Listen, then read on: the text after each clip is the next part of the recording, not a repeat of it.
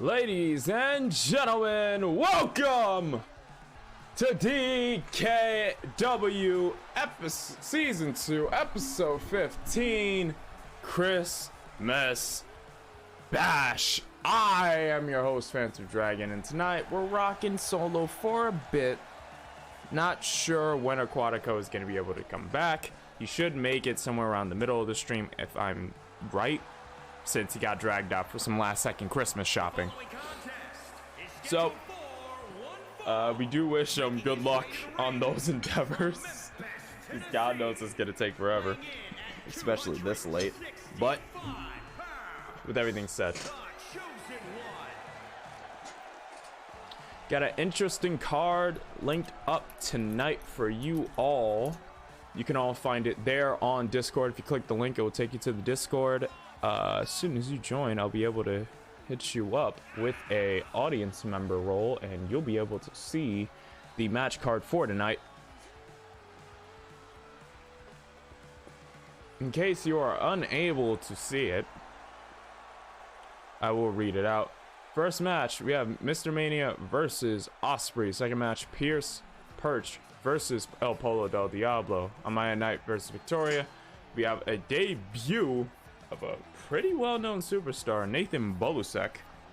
OBS versus Gabe, Dwayne versus Jotun, Serena versus May, and then we have two three-way dances to crown #1 contenders for the male and female division, and then the 10th and 11 matches on this card. The World Heavyweight title being defended, Legacy versus Totutton, and the three-way dance to crown the Women's World Champion, Lilith Knight, Danny Weaver, and Amir. My bad. I was on a roll there until that little bit. But yeah, like I said, you join the Discord server, you can pretty much, I'll be able to see it, and I'll hit you up with the roll as soon as you do. I need to automate that.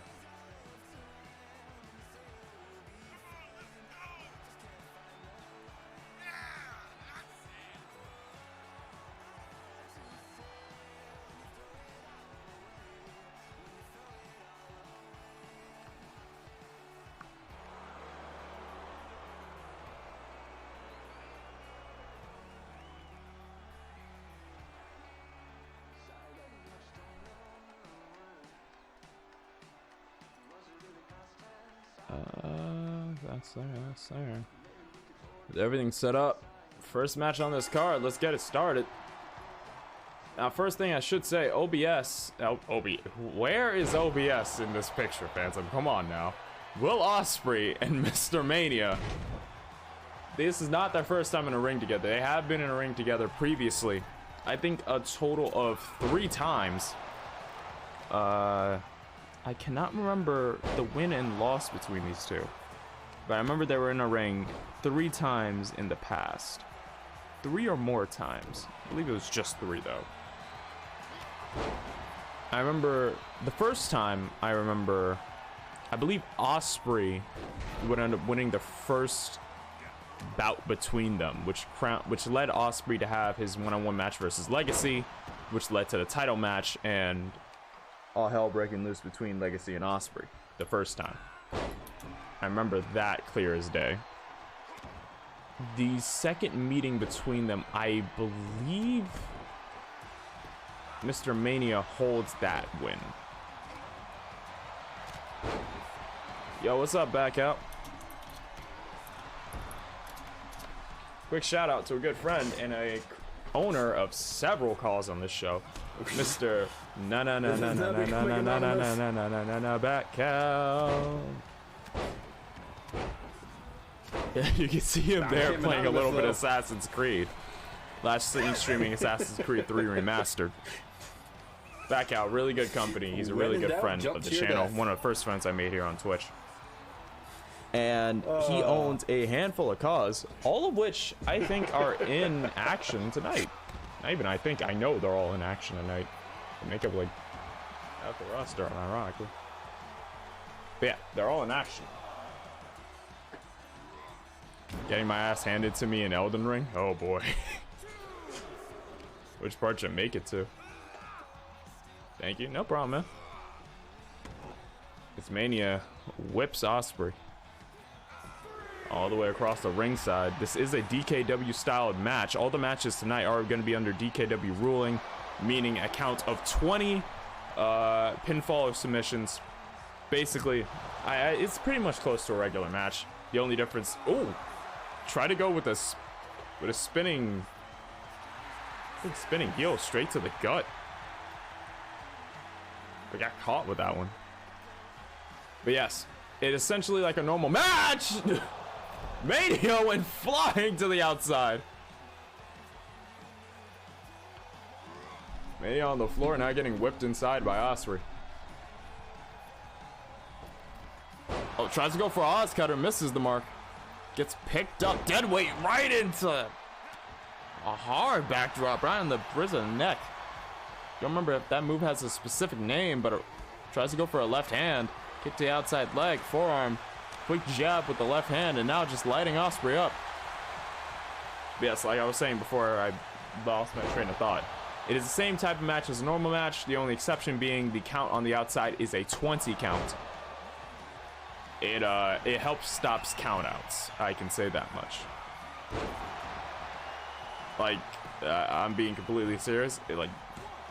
Back when I first started this show, there was a good few countouts. I turned it up to 20 on DKW style matches, and yeah, it's damn near impossible to get a countout unless something's bugged. Osprey going all around into the Slumdog Millionaire. Slumdog stun job. Pretty sure Slumdog. As now Osprey heads up to the top rope, turning around, inverted. Oh, 450, no, misses the mark. Instead, lifts Osprey up on his shoulders. First one. Mania rolls through. And hits the second. Hooks the far leg on Osprey. We got 1, 2, and no, Osprey manages to kick out. Mania dropping the elbow. Stiff when Osprey's in pain. You can see it written all over his face. And now working over that elbow with the right arm. I believe the right arm, Osprey's favored arm. And it's gonna definitely put a halt to him trying to lift Mania up for that Stormbreaker. Doesn't use it too often, but when he does, he usually gets results. Right now, getting pressed for him. Mania takes off top rope, elbow. Hooks the far leg. We got 1, 2, and no, Osprey still able to kick out.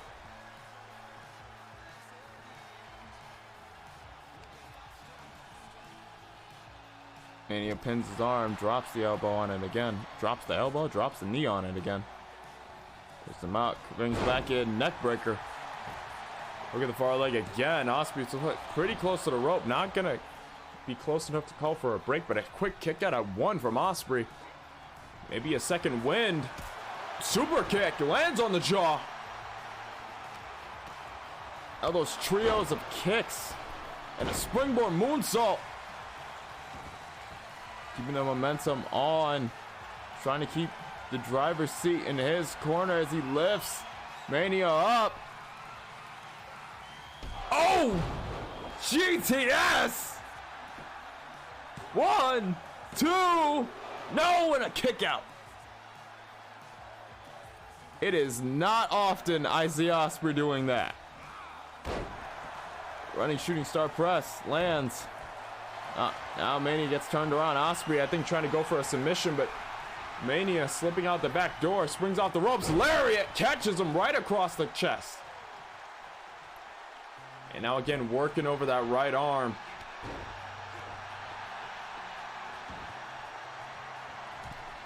Mania ascending towards the top. Frog splash! Gets down, hooks the far leg. We got 1, 2, and no! A kick out from Ospreay. When I bit down there, I think my teeth scraped across each other. Ugh. Measures him, but Ospreay returning a right hand, cutting Mania off. Spring off the ropes. Oz cutter!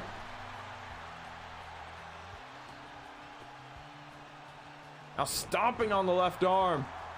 Ospreay has it all in his corner right now. Can't afford to let off the brakes, but Mania catches him speeding, tries to go for another. Ospreay counters out of it. More right hands and another lariat. No, Ospreay ducks under it.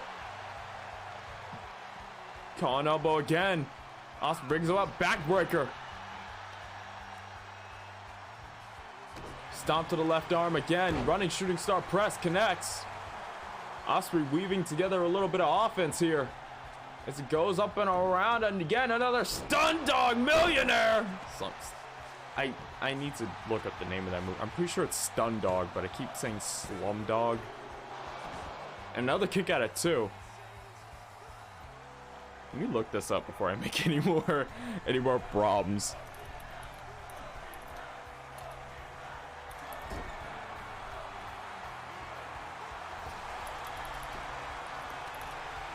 Oh, what in the world happened there? Okay. Forearm. Oh, Jesus! Went for a DDT to the outside and now wrenching down on the head and neck.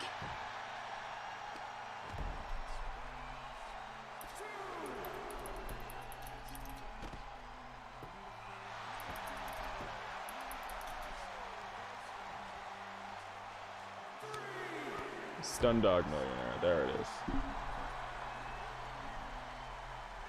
Stun Dog, not Slum Dog. I was thinking of the movie. My bad.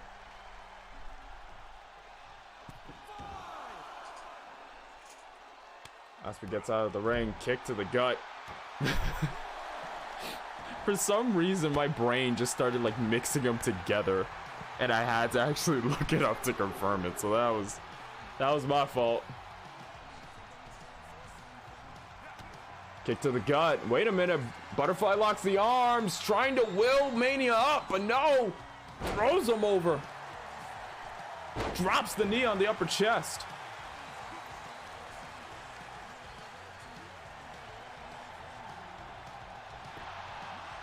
Looking the far leg. We got 1, 2. No, and another kick out from Ospreay. Ospreay not going anywhere so far. Kick to the back, and now Mania measuring. Tries to bring him up on the shoulders again. Ospreay again with that right hand. Quicker than a hiccup. Manages to throw Mania off. Not able to get that. Oh! Signature move off and another Oz cutter. Now kick to the back. Ospreay going out through the ropes. Heads up to the top. Hops off. Double axe handle. Brings Mania down on his back. Goddamn, neither wants to give in, right? Right hand, no, gets blocked. Kick to the gut. Brings the head in. Brings him up. Oh! Interesting DDT there. Springs off the ropes. Moonsault lands on Ospreay's lower back. And now, really back on the shoulder. Reach the far leg again. We got 1, 2, and Mania finally comes up with the win.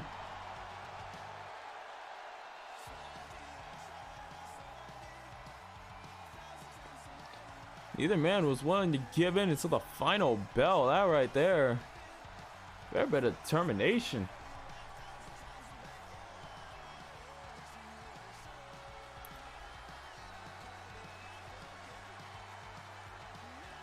GG to both these men.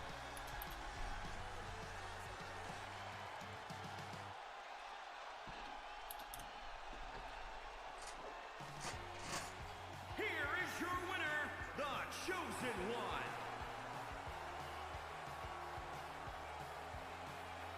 That right there. A little bit of Y. So highly regarded.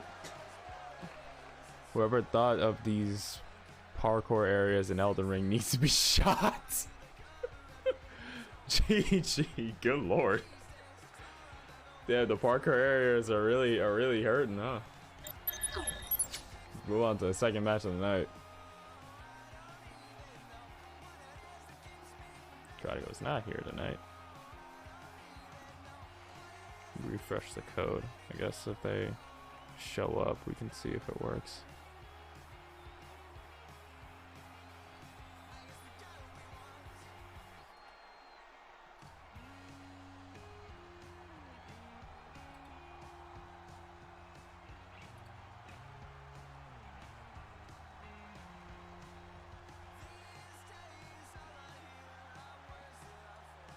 Do I have to use a local file? I'm sorry, just give me a sec. I'm like troubleshooting while I do this. Nope, that doesn't change anything. Okay. I just have to figure out what's going on with the other avatars. Because for some reason that's just stopped working. Even though I was using the code for a while. I'll just put that aside for now. I'll look at it after the show, see if there's any more developments. G both men as we move on to our next match.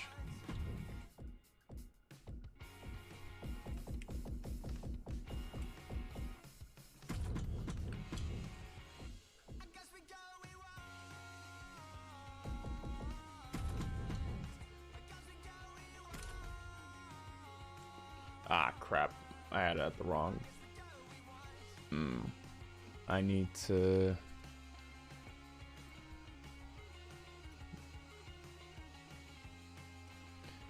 Trying to get the thumbprint shield where you have to do a lot of... Oh, that bit. That absolutely sucks.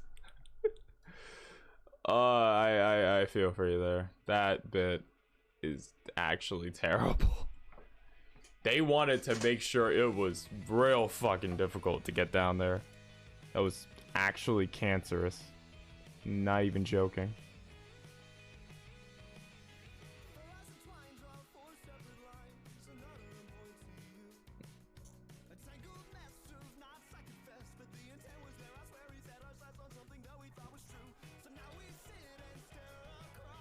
I put this at the wrong stadium, so I need to change that.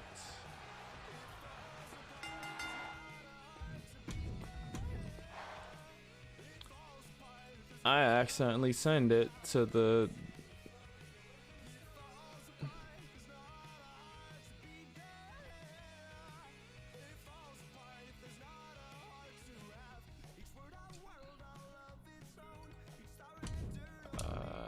that match.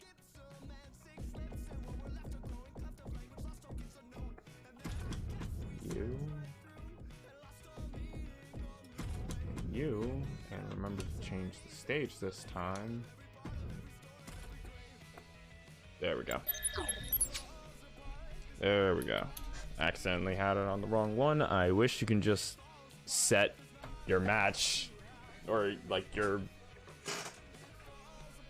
I wish you could just set your play mode matches for just certain arenas.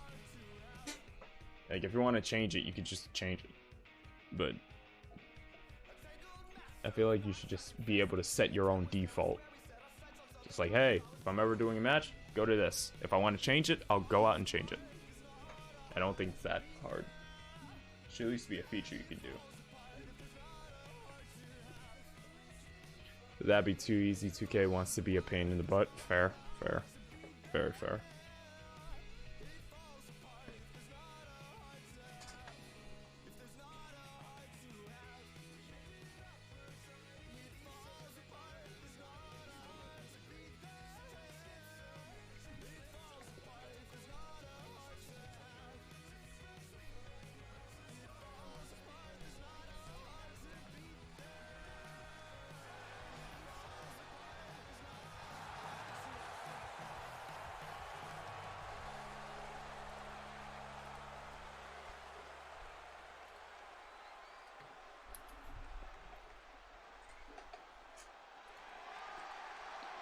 First one to the ring.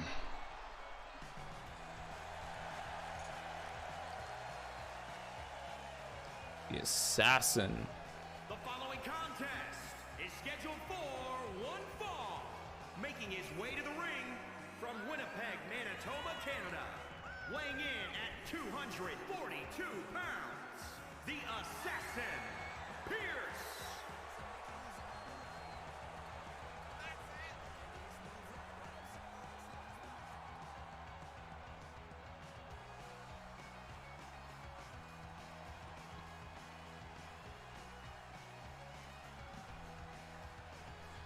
Assassin Pierce Perch did a good job in his debut match. Really showing people what he's made of. So far, 2-0.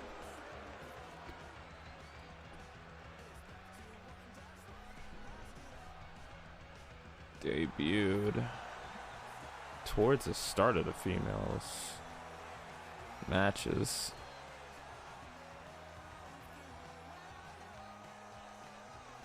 He's in like the middle of semifinals. Since then has a win over Osprey, and now looking to rack more wins under his belt. Honestly, if he keeps up his momentum, how he's been doing these last few weeks, I could see him having a world title shot. Definitely more talent the final boss has to keep an eye on. And his opponent from the pits of hell. Weighing in at 158 pounds, the Devil. Ladies and gentlemen, Apollo del Diablo. The Devil Bird himself. Pound for pound, one of the hardest strikers in DKW. Definitely one of the hardest hitters, no matter who you ask. He also smells of fried chicken. Well, I think I'm gonna call it quits before I break the controller. Jesus. Man, that jumping section is really working on you. To be fair, I can't blame you. I've heard a lot of people get real angry at that. It seems to just be a universal hate. I think it was power bomb there. Tries to go for a bicycle pump kick. Gets dodged by Pierce and thrown right into a neck breaker. Wait a minute, gets caught! Running moonsault.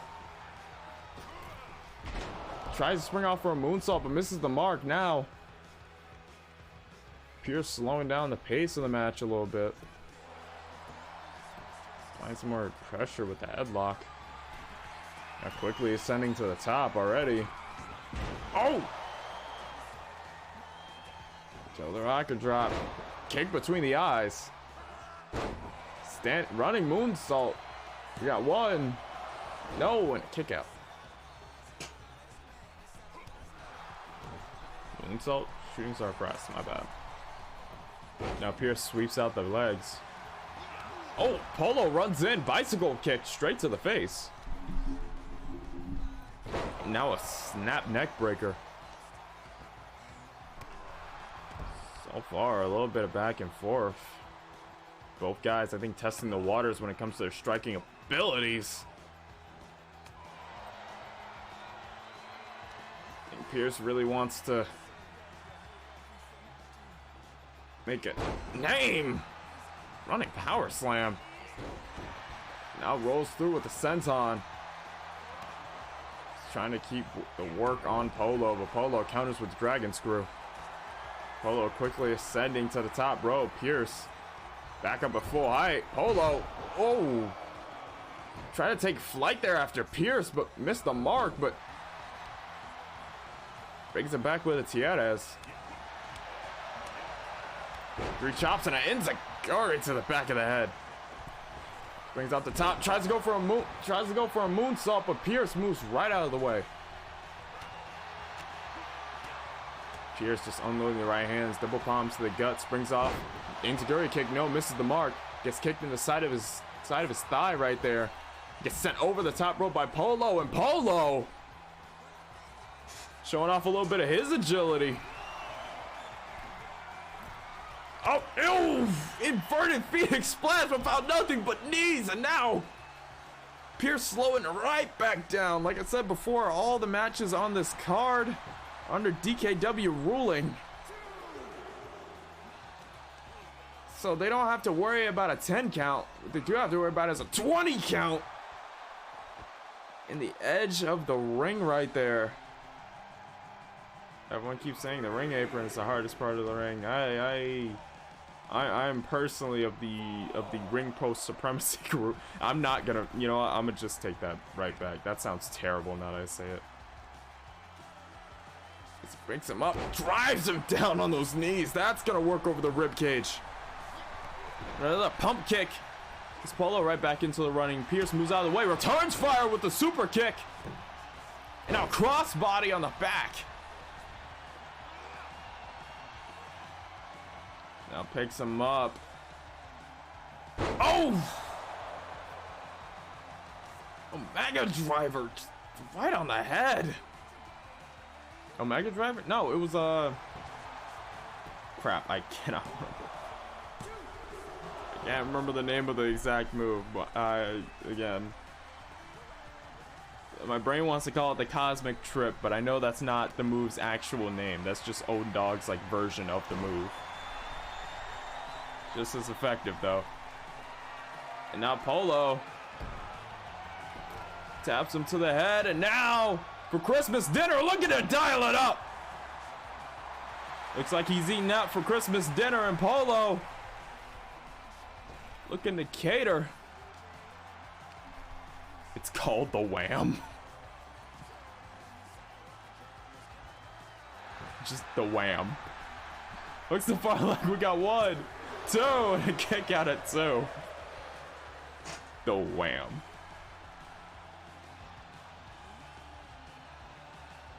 Calling elbow again. Pierce gets the better half of it. Quick hit and a punch, kicks out the knee. And now, oh! Canadian Destroyer using that middle rope for added leverage. A little bit more bounce. And now just working over the legs of Polo. Maybe trying to ground the Devil Bird. Or trying to limit how hard he can kick. Trying to take away a little bit of striking ability there. And now Pierce up to the top again, trying to go for that leg drop, but hits nothing but mat and wood.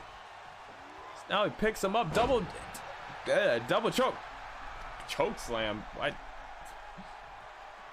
Double-handed choke slam there, and again reeling back on the legs. Springs up top, moonsault, no, gets ducked. Ducked. I am terrible with English today.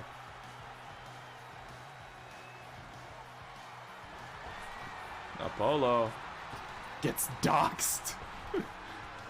No, Diablo sauce. Hooks the far leg. We got 1, 2. No, and a kick out. He tries to go for a moonsault, gets doxed. Midair, you just show him your address. You show him his address midair. Apollo up to the top. Ducks down. Pierce trying to go for the turnbuckle, trying to cut him off. Misses the mark. Pele kick finds it.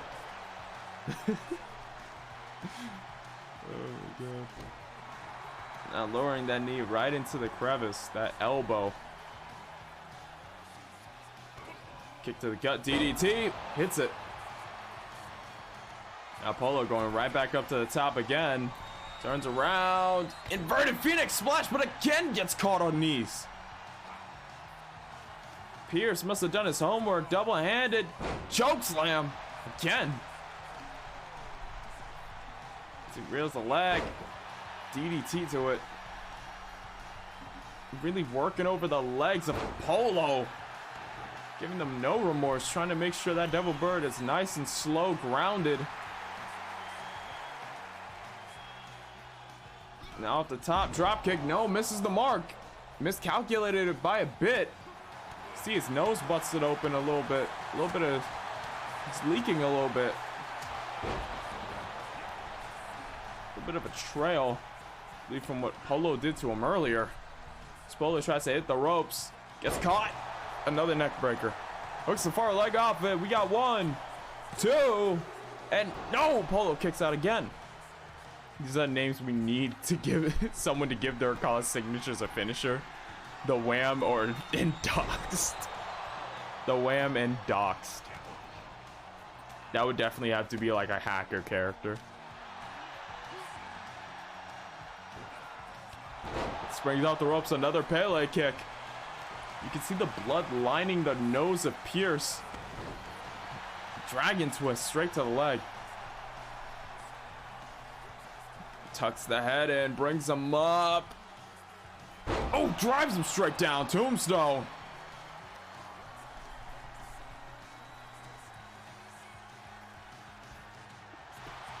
Now hooks the far leg, brings him closer to the center of the ring. Count of 2. No, and Polo still kicks out.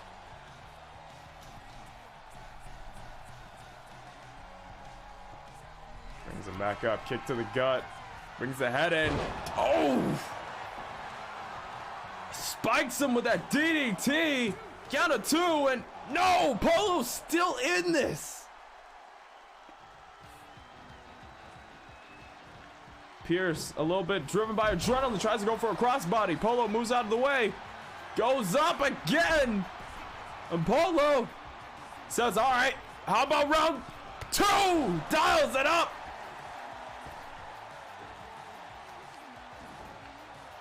Now kicking him to the base of the spine. Maybe trying to work over the back a little bit more while he goes for the pin.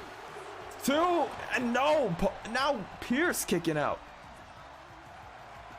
Both these guys, you can tell by their kickouts, a little bit on the lethargic side. Springboard, inverted Phoenix splash. No, but a kick out of 1 from it. His goose ain't cooked just yet. No, he's still in this. There's still life in him. From the look of it, kick to the gut, to the back of the head. 3-piece.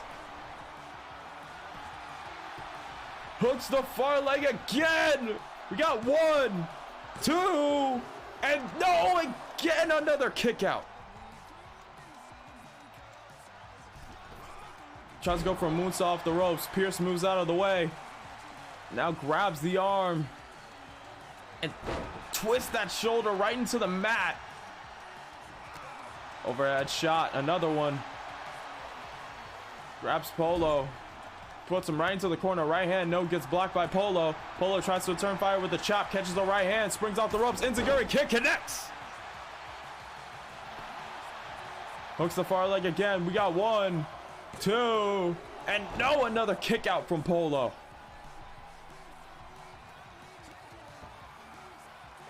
Stomps the head, the arm, the leg, and then the head.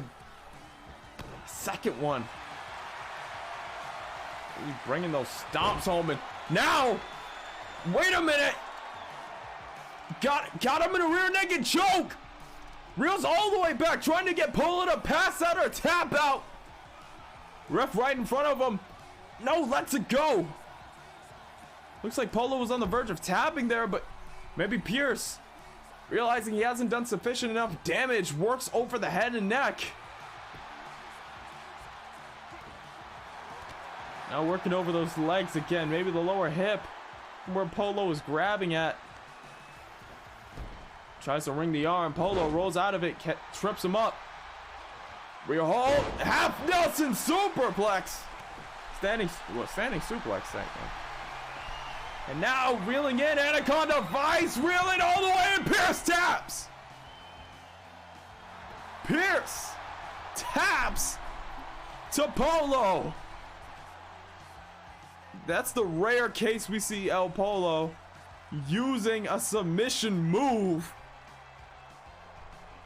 but manages to get the win off of it, making Pierce tap. An excellent match between these two.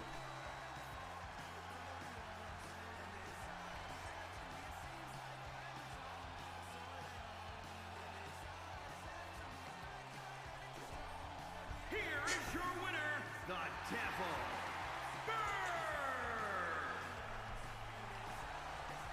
GG to El Polo del Diablo. GG to Pierce.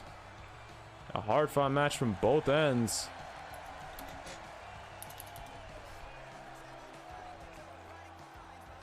But Pierce suffering his first loss. Polo moving up to 6-2. Impressive record for the Devilbird.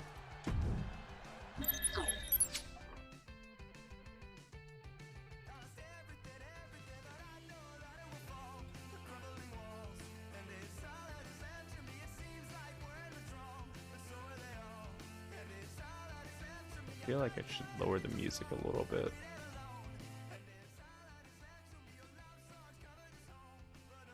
Think?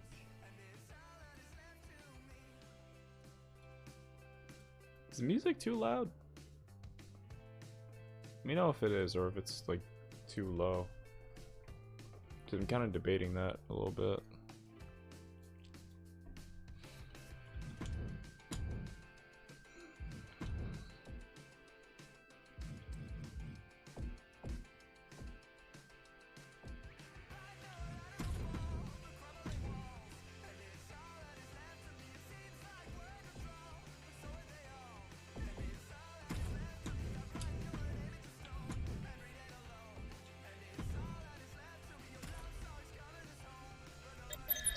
Going to our third match of the night.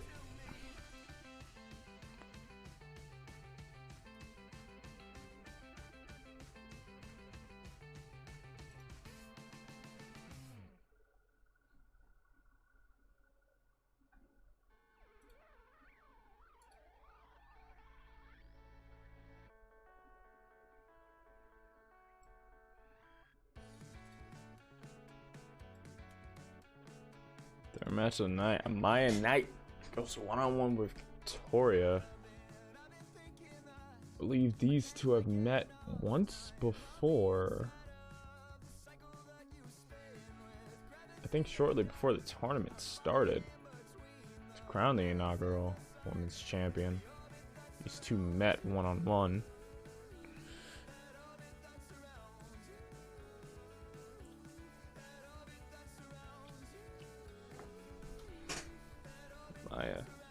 Not being a part of that tournament.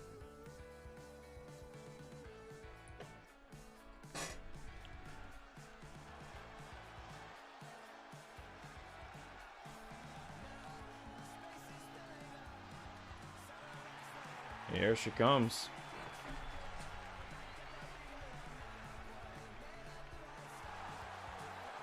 The following contest is scheduled for one fall.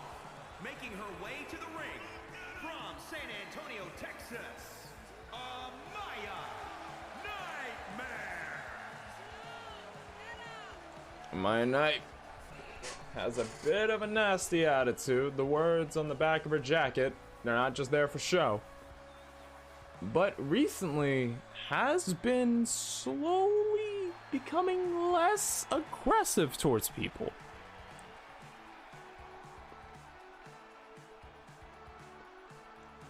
Slowly but surely. I'm not sure what triggered this, but recently she's been more talkative with some of the people backstage. Right now, just gonna channel a little bit of that old self, a little bit of that mean streak. So right now, she's up against an agile powerhouse, and this woman right here. From Houston, Texas, the Animal, Victoria. Ladies and gentlemen, Victoria. Dude, the last time these two were in the ring.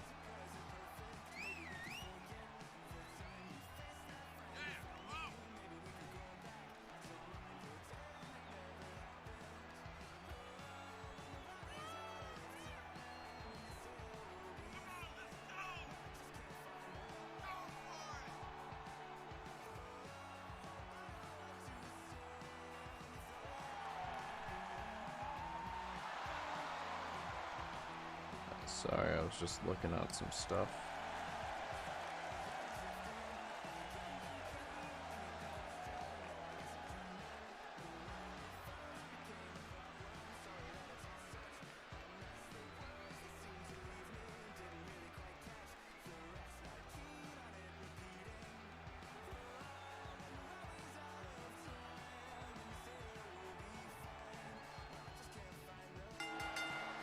Rings the bell, and here we go.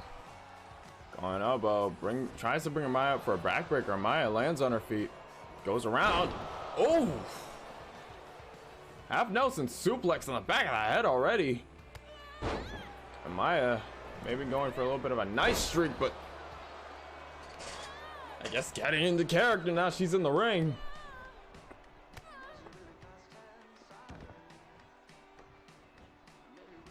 Both of these two pretty tough in their own right. Gonna have to really wrestle over who gets what in this match. Forearm, no, gets blocked. Victoria brings her in, has her up, and the hesitation on the suplex, pure power on display, and there it is. Did you see Did you see Chris Jericho versus Bandito on AEW? It was one of the best matches, and it was a really long match. Yeah, I did see that match. I remember seeing that on, I think, the day after it happened. I legitimately was hyped over Bandito being on AEW because I was familiar with him from like PWG and all that. He did not disappoint. Honestly, there's a part of me that wanted him to walk away with the ROH title, just because like that would mean I got to see more of him, but it was still really good. I honestly think it was one of Jericho's like better matches when he had the title. It's definitely one of his better defenses. Also, 0x1 Gaming, how are you? I just realized it was the first time chatting. So how are you? How you doing today? Or tonight, actually. Depending on where you are. I'm just gonna assume tonight, because where I am, it's like 8:10. Nope, 8:46. I'm an idiot. Oh, Victoria. She tried to go for a springboard DDT maybe, but missed the mark and got caught with a foot to the face. And now look at the far leg. We got 1, 2, and a kick out. Tries to bring out a foot. Wait a minute. Victoria runs right into a press. Drops right on the knees. And just having her head banged off the floor. It's not gonna be pretty. Kick to the gut though. Victoria firing back. Wicked left hand missed. Reverse STO. Now just laying out hands. Big knee, no, gets blocked. Falling elbow again. Victoria gets the better of her. But nothing but elbows. Find her in the gut. Uppercut. Second one. Kick to the gut. No, switches places. Now Victoria targeting that left leg. Chris is the guy on AEW. Every match he has is like a main event. Yeah, honestly, I can't argue against that.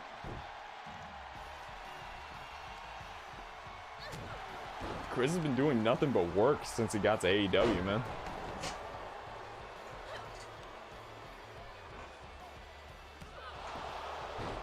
And the wild thing is, like, he definitely could just ride the high he's been on and just been like, yeah, I'm Chris Jericho, everybody knows me, like, just give me a bunch of main event guys. But instead he like spreads it out, and that's what I like about Jericho. He doesn't just face main event guys, he basically gets other talent to come in, like get their name off and everything. Like, yeah, Bandito was known, but after that performance on AEW, a lot more people have his name in their mouths. And that's what I honestly appreciate about Jericho and what he's doing in AEW now. They're actually like building a brand instead of just relishing in the fact that, yo, I'm a big name. Just give me my money and F off. Like a lot of big names like in the past. Tries to drop the knee. Amaya Knight misses the mark. Victoria rear waist right into a power bomb.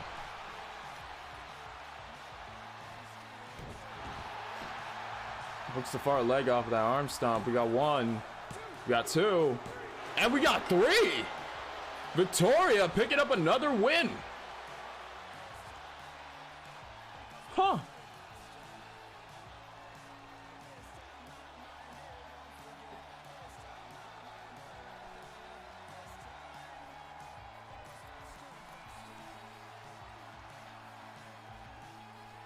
GG to Victoria and Amaya Knight. Here is your winner, the Animal, Victoria. Victoria getting the win there.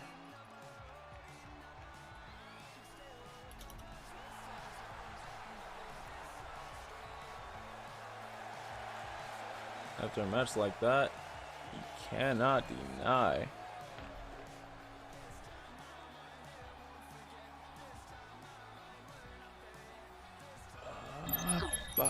As we move on, that was the wrong thing. I didn't click back into the game. Whoop. Let's move on to our debut.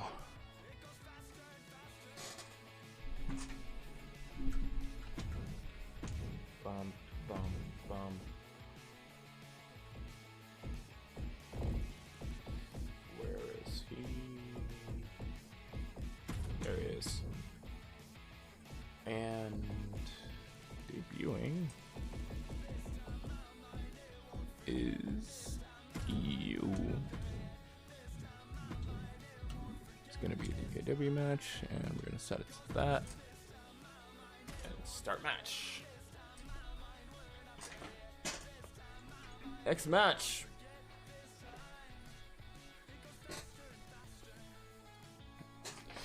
I'm kind of disappointed with how Malachi Black is on AEW. He's one of my favorite wrestlers, and I'm liking the House of Black, but I want to see more out of the three. All three, I believe, needs more spotlight. Honestly, yeah, I agree with you there. I honestly agree with you there. Like, Malachi, even back when he was like Tommy End, and I didn't know much about him, he was still one of the more interesting wrestlers. Just because of, I guess, the inspiration behind some of his characters, from what I heard, were like various kind of like dark spots and stuff like that, and the mysteriousness of it honestly did give me that feel. And I loved him in before WWE, when he started WWE as Alistair, and even now as Malachi. And yeah, I do see your point that they definitely need some more spotlight, especially with Brody King. I'm pretty sure he's already a fan favorite, and with Buddy Matthews, if I remember, that's what he changed his last name to. It's like, I don't know, man. Part of me wants them to challenge for the trios championships. And wait a minute, Making his way to the ring. I was gonna switch to the scene right after, but seems like Bolosek didn't want to wait until Thimbo got in the ring. I guess that's a way to make an entrance. Nathan Bolosek against DKW debut, and not waiting even a second. Like I said, yeah, I want him to win the trios titles, but with the Elite and Death Triangle, I don't know. I just want the House of Black to be pushed to the moon, because Brody King, Buddy Matthews, Malachi, and Julia Hart, all four of them are on their A game. Like, they really are doing well, especially Julia. She's come into her character really well. So yeah, I honestly see your point there.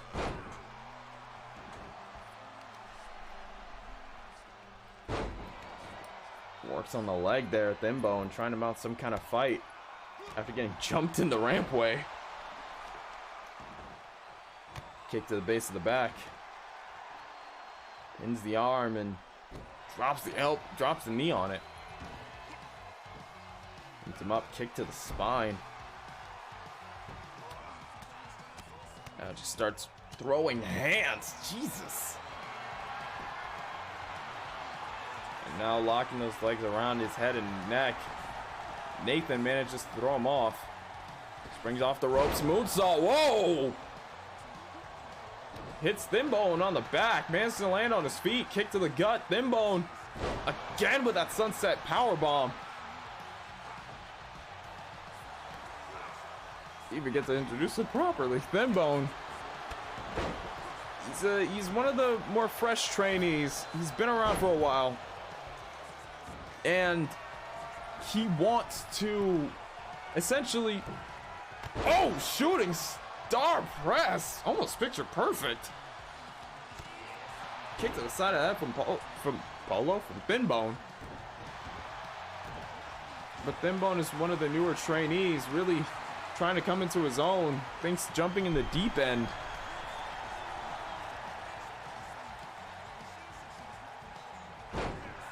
And so far it's been working for him. He's been lasting longer in matches, slowly getting better. He's yet to find his first win. So far he's been taking on everyone who's new to DKW, and I don't... Oh! Drops it right on the knees. Honestly, right now, not looking good for Thinbone. Looking for his first win. Another shooting star press. Picture perfect from the top. His theme music is top notch. His finisher is devastating. He's most known for his striking ability. If you watch NXT, I feel the same about Zoe Stark. I remember... I don't watch NXT currently since they changed to 2.0. I've only watched like two episodes of it, and then I just kind of walked away. But I know Zoe Stark. She was on a little bit before the 2.0 change. But I remember her. It felt like she was still trying to get somewhere. Like there was some kind of like wall there, a little bit. But I did like her while I did watch NXT. So I hope she's doing well now. Honestly, I've heard a lot of good things about NXT, so I might end up trying to watch an episode or two, or it's actually getting better now. So I'm cracking up because Mjolnir found a video of a Funko content creator, and he has a video of him in the Funk HQ here in Washington. In his video, almost every time he turns around there, I am. Wait, what?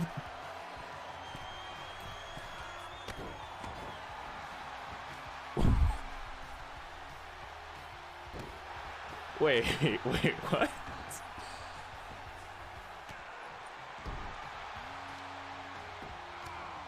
You're just in the video. You're just in the background. Does go for a kick to the head. Nathan ducks it. Kick to the gut. Brings him in. Oh! Back of his head right on that knee. Ibushi Goroshi drives Thinbone right into that top turnbuckle. Thinbone's busted open, but still managing to fight back. Elbow. Now Nathan's busted open. Bridge of the nose. And then a bulldog to follow up. I unintentionally followed this guy around the Funko store while he live streamed it to his fans. Oh. Shit.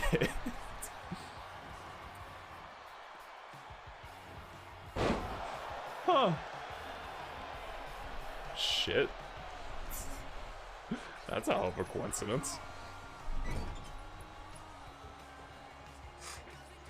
Did he ever notice? That's my question. Kick to the gut. Let's go for a stomp. Collar elbow again. Kick to the jaw. And Florida keys.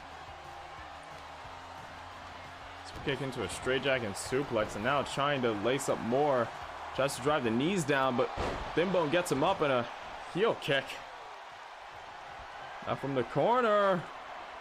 Thinbone. Oh! Gets caught! Foot to the gut!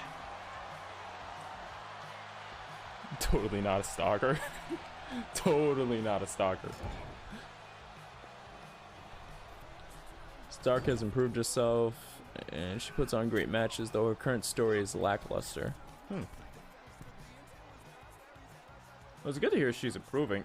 Oh! Inverted superplex right into the Falcon Arrow. That might be it for Thin Bone. Hook in the far leg. We got 1, 2, and 3. Nathan Volusek makes his debut in explosive fashion.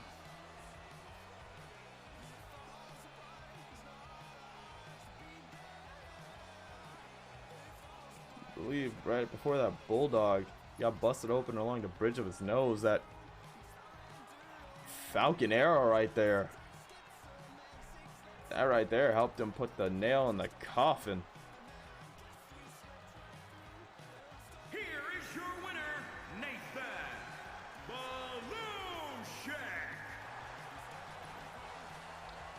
Volushek. GG to Nathan Volushek making his debut here in DKW and earning his first win.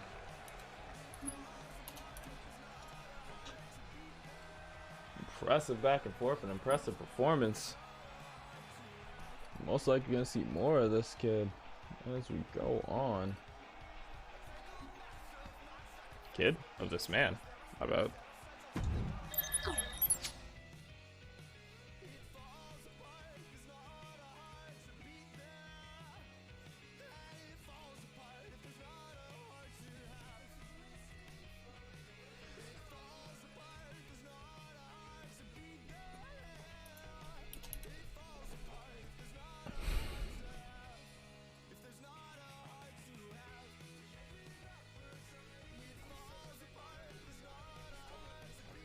Moving on to our 5th match of the night.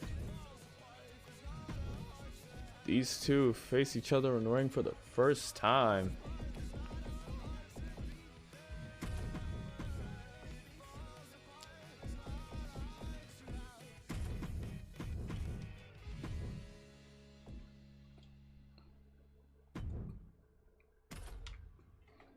Two men meeting for the first time in a DKW ring. OBS takes on Gabe.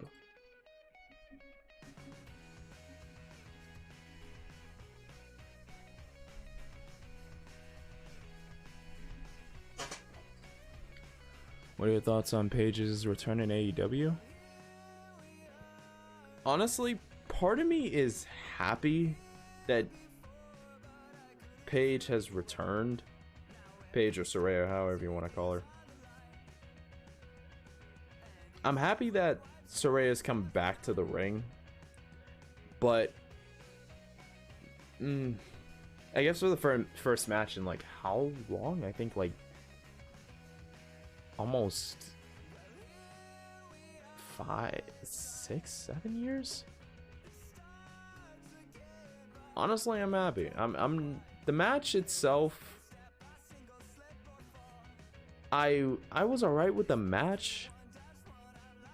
I feel like the build up to it was a bit of the wonky part, but ultimately it wasn't bad. I don't think it was bad.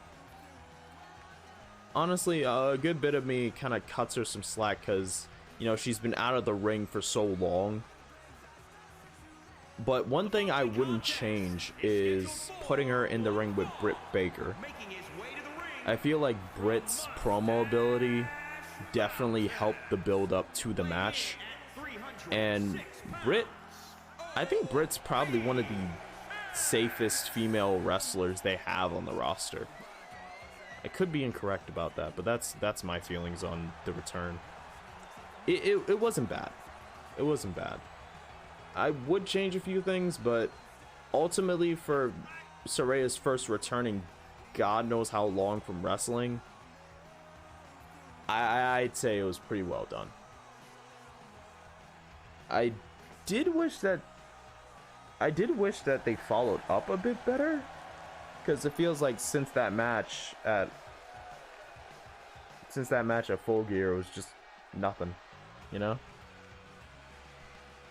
We haven't really heard or seen much. Like, besides like the one promo, we haven't really seen much from her. So the return itself was good, but I just wish AEW followed up a little bit better on stuff. Also, I'm sorry if that was like a little bit hard to follow. I know I'm weird when I try to explain stuff. They don't always convey my ideas the best. OBS made his way to the ring. Don't let the selfie stick fool you. This is a wrestling ring. He is a pro wrestler. Took it to Legacy earlier on in the season. From Kiev, Ukraine, weighing in at 177 pounds, gentlemen, Gavin. His gem in blue, Dragon Gabe. His debut not too long ago. Always walks that steady pace to the ring. Uninterrupted.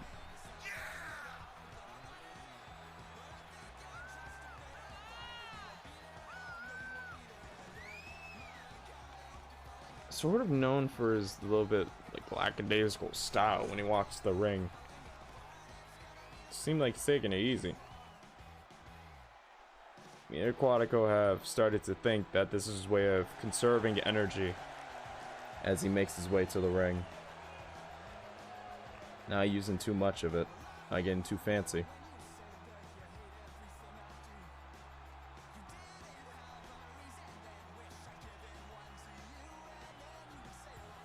OBS set in one corner, Gabe set in the other. Ref rings the bell, and here we go. Gabe tries to open up with the knee. Two knee shots got blocked by OBS. Hit to the gut. Sent him over the top. Ooh, stunner. Sends him all the way to the floor now. OBS ascending to the top. Gabe gets into the ring. OBS taking flight. Both missing the marks. Bringing off the ropes into the bulldog.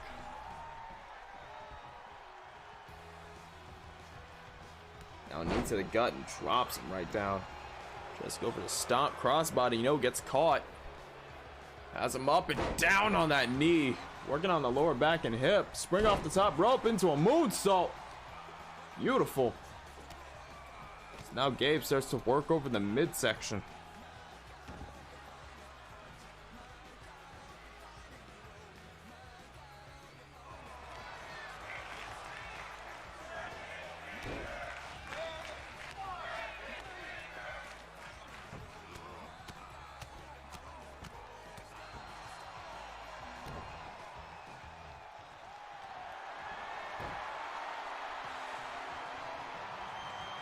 And now reeling back, I believe face hooks. OBS gets out of it. Calling elbow again. Rings him around for the neck breaker. Brings him up. Knee finds himself right on the cheek. Slam set right back down into the ring and dropping the elbow. Pulls it for the camera. But a kick out of one from Gabe.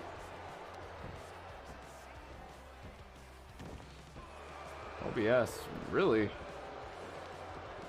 just going all out on the mean streak here. Again dropping that elbow. Third time. Gabe moves out of the way. Trips off the legs and now just starts hammering down with the forearms. Hammer shots. Finding from a down position. OBS gets a little bit angry with that kick to the back, but Gabe drops him down face first. Now Gabe measuring from the top rope. OBS slowly crawling up to his feet. Forearm, no, misses the mark. Look like his elbow banged off the mat. That did not look pretty. And now another neck breaker from OBS, slowing down the pace. Gabe sweeps out the legs. Brings OBS up to his feet. Tries to go for a knee. Gets blocked. Forearm, no. Gets blocked again. Right hand. Now hoists Gabe up on the shoulders. There's a pretty big size difference between the two. Weight and height-wise. So right now, Gabe, a little bit outclassed. Right now, what he needs to do is get right back on the fighting hand, and Gabe getting his midsection and leg stretch. Reels all the way back. Manages to slip out. Collar elbow again. Goes for another neck breaker. No, Gabe gets out of it. Now Gabe unloading strike, sweeps the leg. Now he's back on top. You got a call?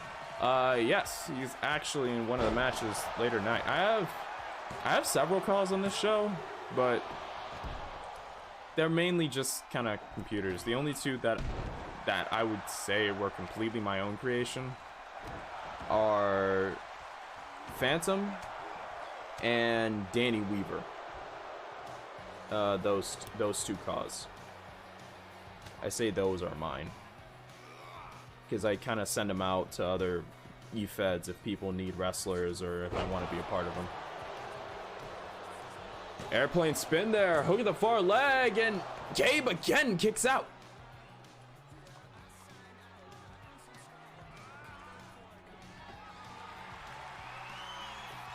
Every other call on the show is either a computer. Oh, Jesus! OBS from OBS! Gabe, I think, went through all the ropes. Turns him over, hooks the far leg again. We got 1, 2, and no! Gabe's still in this. But yeah, every other call, I believe out of everyone, there are 3 bots. 4. The rest are all custom characters from people in the community. Like Gabe and OBS right now, they are 2 separate members of the community that made their cause and sent them in. So I'd say most of the roster is comprised of people's cause. Bit of a front foot leg drop there. Hook at the far leg again. Count of 2 and a kick out from OBS. Gabe's gonna have to work a little bit harder to keep him down for the 3. I was gonna get there though. Only limits his imagination.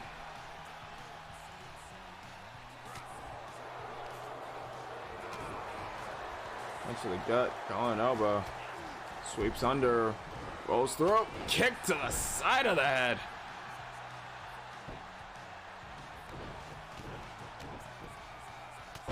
Forearm straight to the side of the head.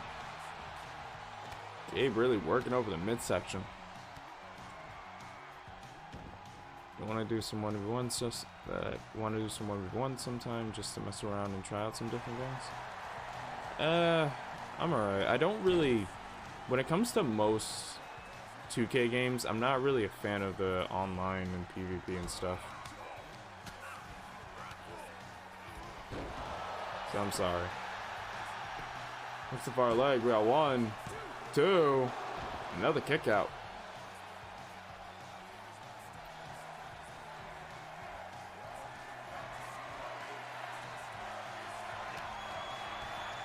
Kicks him in the gut, brings him up. Gabe driver! We got 1, 2, and Gabe takes the win. Fighting from a down position. GG to Gabe.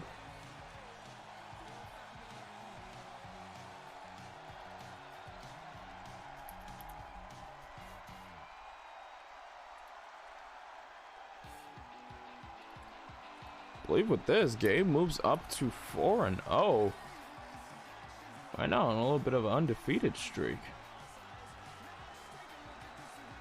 Here is your winner, gentlemen, Gavin.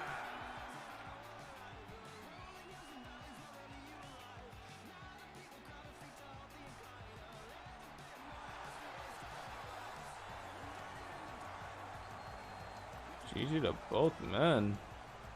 Very impressive showing from Gabe. Towards the beginning of the match, definitely didn't look like he was gonna pull back, but he ended up making it in the end.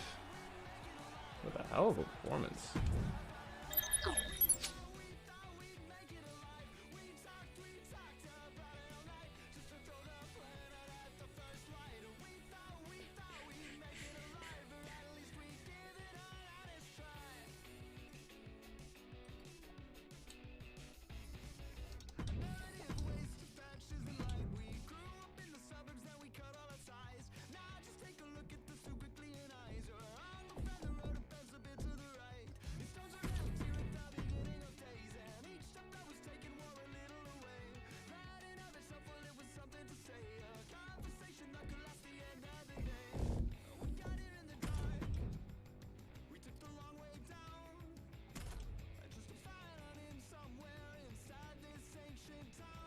Oh, I used the wrong arena again, damn it.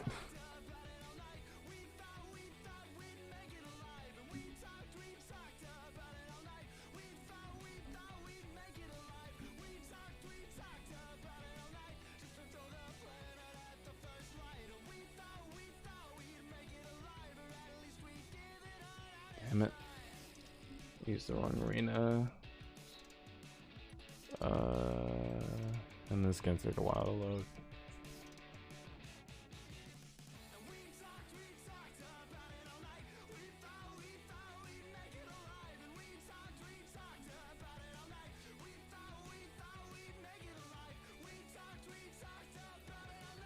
Nathan really made quick work of his opponent. What's the fastest match you've had doing this?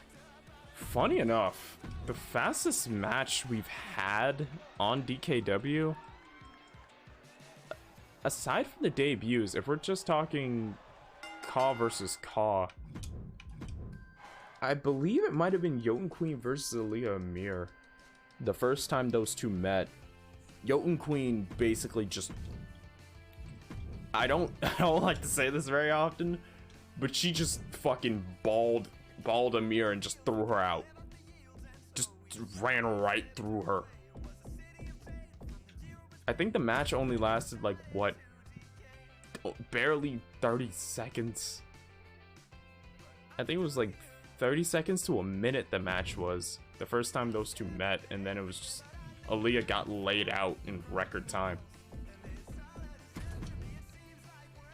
I can't remember what episode it happened on, but I know the second time it happened was like during the early part of the women's tournament.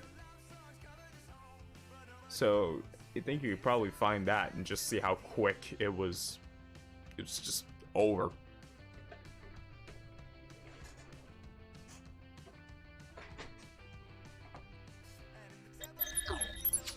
Next match. Two biggest men in DKW collide. Dwayne takes on Jotun.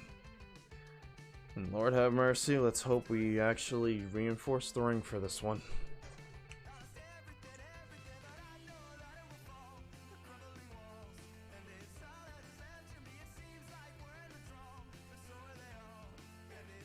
Mr. Hooters. Yep.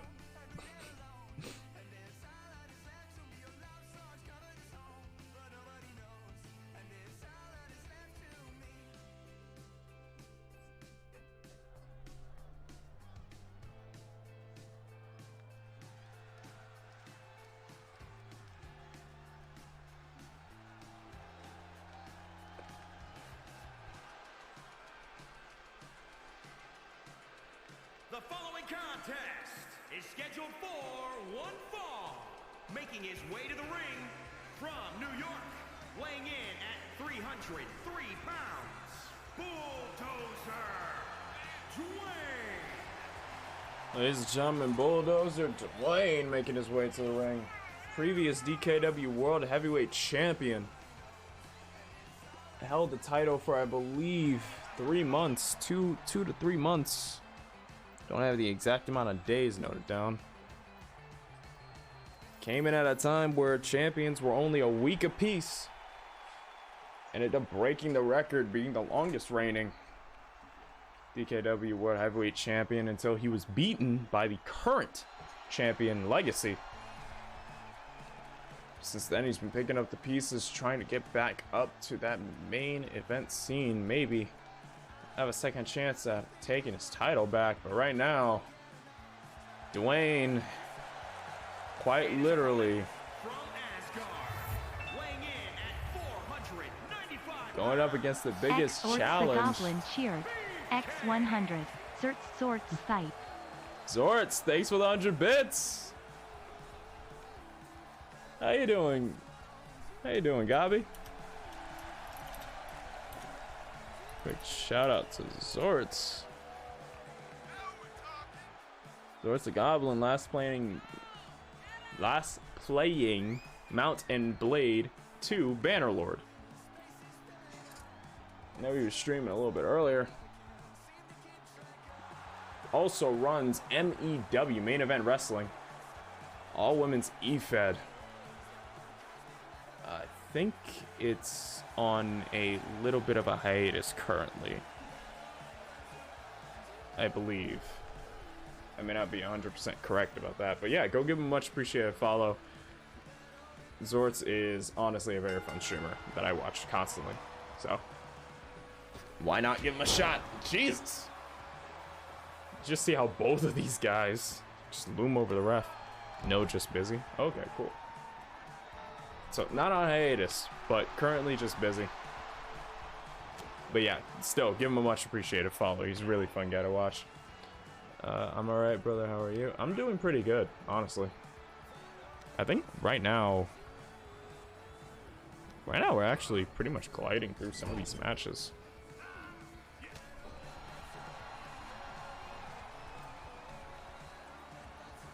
And Jesus.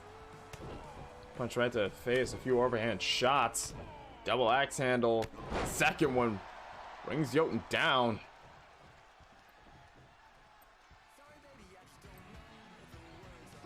If you were a wrestler, what promotion would you be in? Huh. Promotion would be in. I feel like if I were a wrestler, I feel like either New Japan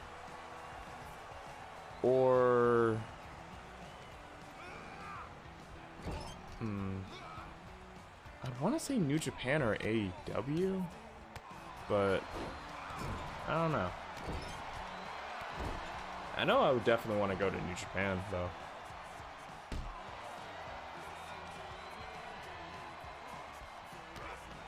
It's a kind of a toss-up between AEW or WWE, because currently WWE has been getting better under Triple H's control, but if the rumors are true and Vince comes back, then I'm, I'm locking in AEW if we're talking about just America. Get to the chest. Tries to go for a lariat, gets blocked. It is not often you see Dwayne get towered over by an opponent, but Jotun, drops the stomp and now hooks the far leg. Got 1, 2, and a kick out. Ready for the holidays? Yeah, honestly.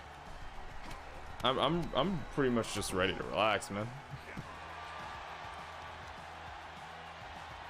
Brings him up.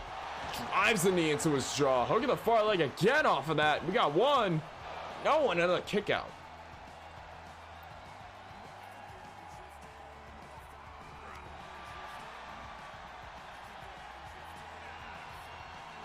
Has to go for more. Dwayne. Irish whip sends Jotun into the corner. Jotun fires back with an elbow. Con elbow again. More knees to the gut. Sounds this ring makes under these two is actually terrifying. Ready for Jotun to break the ring? Part of me is hoping it doesn't happen. The other part of me wants it to. Hook on the far leg again off the moonsault. Kick out of 2. Oh, Jesus, rocks him with the right hand. I just noticed Dwayne was bleeding. Another count of 2 and a kick out.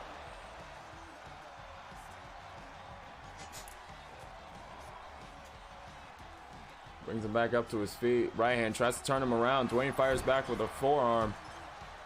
He's up in the corner and runs in with the lariat. Jesus. Dwayne, the red-nosed giant. As he heads up to the top, big splash. Drops the knee. Like I said earlier, it's not often you find Dwayne outclassed when it comes to strength, and it's definitely not often you see him just loomed over by somebody else. So Dwayne in a very new spot, very new situation for himself. Because now he's not bigger, he doesn't weigh more than his opponent. Right now they're on equal footing. Jesus, falls to the outside. Jotun is just big. leg lariat on the outside. Dwayne rolls through, comes in with the knees. Rare show of agility. Maybe he's gonna try to turn the tables. Now he's just stomping a hole right into the chest.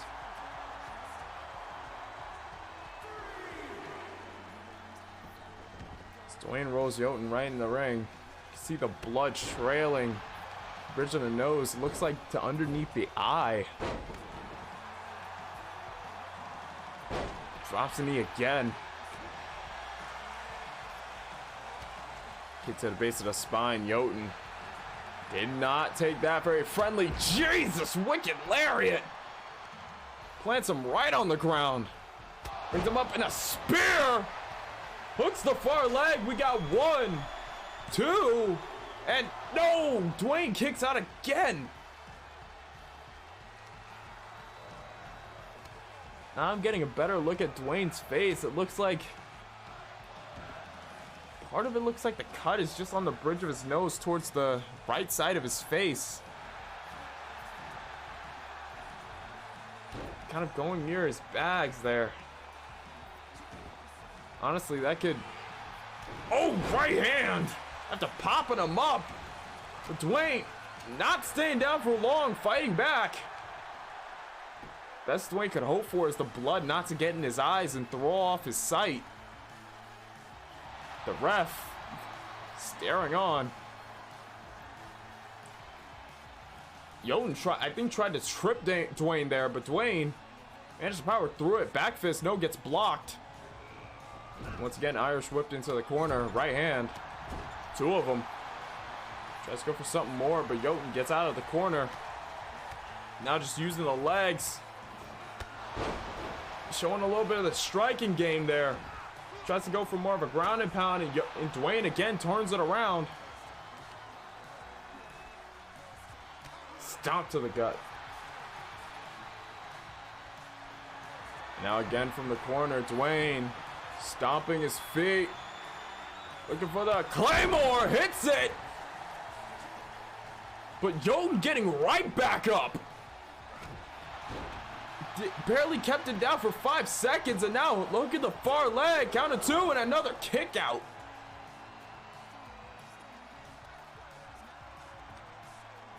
Jesus, right after that Claymore, Jotun just picking himself up, and it looks like he's still trying to. After each of Dwayne's moves, barely having an effect. Big splash again from the top. Rare moment we've seen Jotun lay on the ground. But, oh, wait a minute. Jotun not moving anywhere. And now just laying in knees. Off the rope, springboard. No, misses the mark. Calling elbow again. Grabs him by the throat. Oh, big shot to the gut. But Jotun fires back with the dragon screw.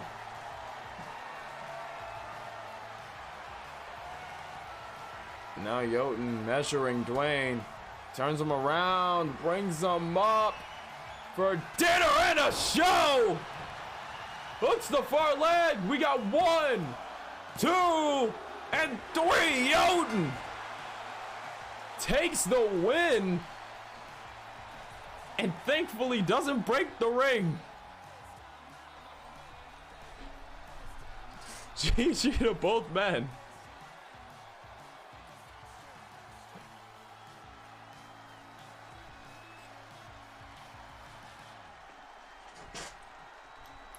Dwayne in a rare position where he's outclassed in size. Wow, looked like he was on the verge of a comeback there. Jotun just too strong. The moment that knee found the bridge of the nose, it was lights out for the big man. Next time, I hope not. It is not easy to get an entire ring crew to build up a ring after it was just destroyed from weight. It's terrifying.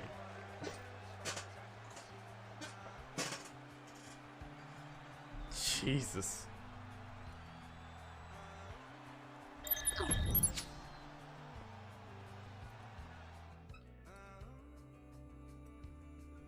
GG to both those men as we move on. to our next match.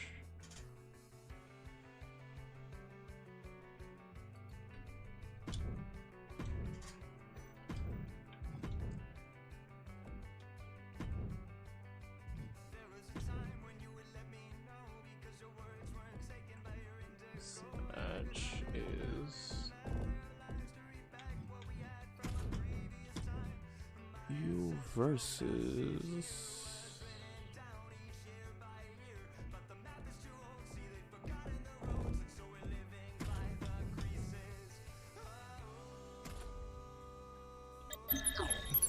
next match on the card, Countess Serena going one-on-one with May.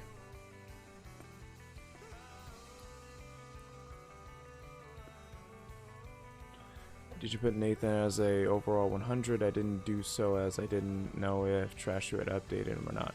I did put him at 100. I made sure I bumped everybody. I make sure I bump everybody up to 100 before their match if they're not already there. I usually check up before the show and make sure everyone is set at 100, even the ones I just downloaded, just to make sure that I don't forget later on. So don't worry, he is at overall 100.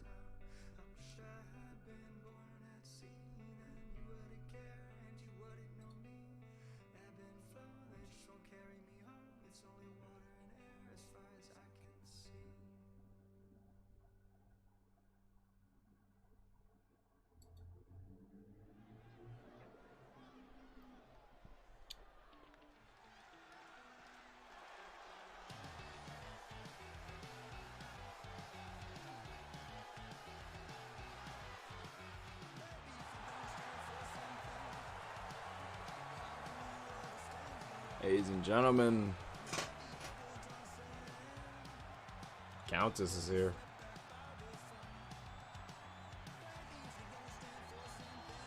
The following contest is scheduled for one fall. Making her way to the ring from Transylvania, Romania, County Selena. Ladies and gentlemen, Countess Serena had a pretty bad time in her first round around DKW. Lost her debut match, if I remember right. Then proceeded to lose match after match. Almost 8 matches in a row. Actually, no, 6 matches. I'm sorry. 6 matches in a row she lost until finally starting to pick up some momentum in the inaugural Women's Championship tournament. Until she got eliminated by Danny Weaver and then secondary eliminated by Aliyah Amir. May currently not able to get a win underneath her belt. Made her debut, ended up losing it against Misty. It's more possible than it seems. Second match, she was up against Amaya Knight, gave a hell of a performance, still couldn't get that final nail in the coffin. But, with all that said, she's looking for her first win, and this might be it against someone who didn't have that good of a one-on-one record. So this could be May's shot to finally get that first win on the table and potentially get it in the record books as she opens up with a springboard Pele. Awesome. I feel like Pierce versus Nathan would be a cool match at some point. New guy versus new guy. You're not wrong about that. Jeez. Delayed drop kick to the side of Serena's head. It's not May. Collar and elbow. Whips her into the corner. Now just unloading the knees. Stomping. Really putting all the pressure down on the collarbone.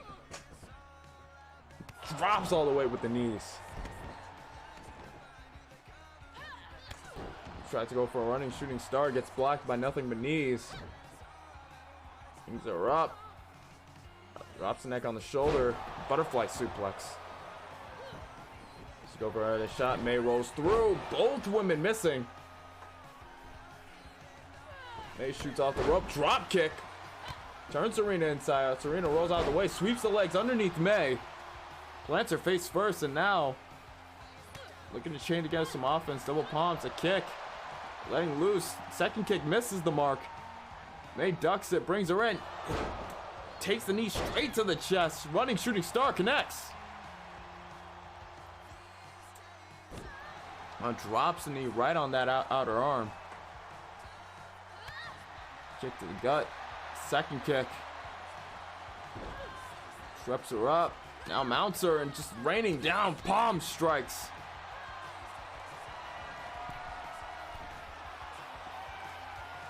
And right off the top.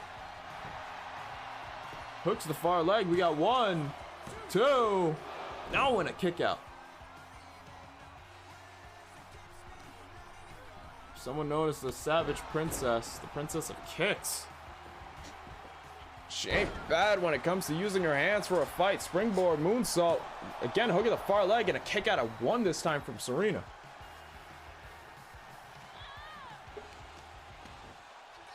Funny enough, Serena, not a very big crowd fan favorite.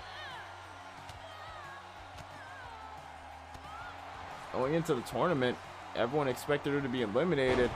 Well, they know the upset would come when she would eliminate one of the fan favorites, Sweet Paw. Since then, but a little bit of an evil side. Now locking,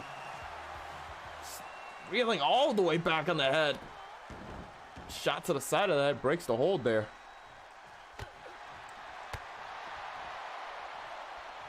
So off, foot to the gut. No, gets kicked in the outer leg. On elbow, brings her head in, snap suplex. Floats over into a lateral press. Kick out before 1.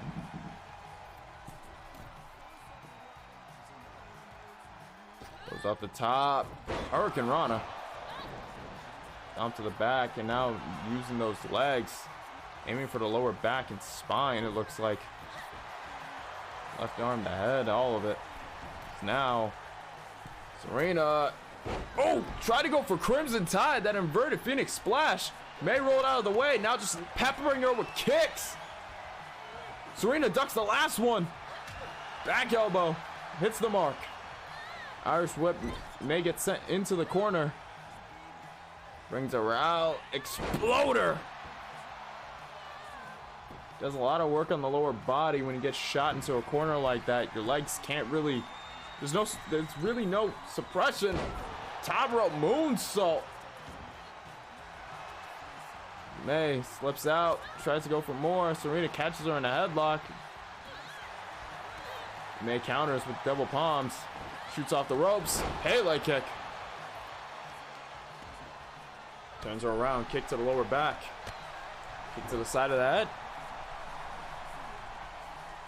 Brings her up to her feet, calling elbow. Takes her down. And that neck breaker. Now Serena heading up to the top. Measuring her, lying in wait, I believe. She's looking for Scarlet Eclipse. Hooks the far leg. We got 1, 2, and 3. Count to Serena. Taking this match. Would have thought for sure May had it this time, but in the earlier part of the match, it looked like May was on top of offense, defense, counters, and everything, but seems like it was a long game, and Serena was able to bide her time.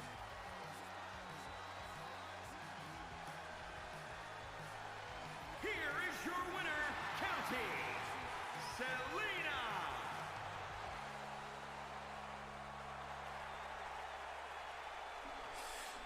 GG to both these women.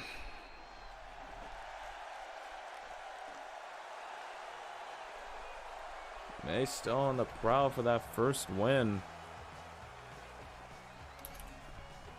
Seems like Serena be able to get away with it this time. May just has to keep trucking on, keep moving, and keep looking for that first win. Best advice I can offer, don't get disheartened. Last time someone went through a streak like that, well, they ended up like that on the screen.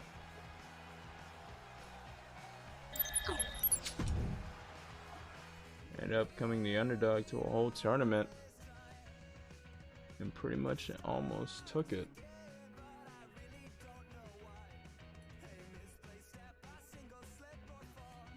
So we move on to our next match. Next match, three-way dance.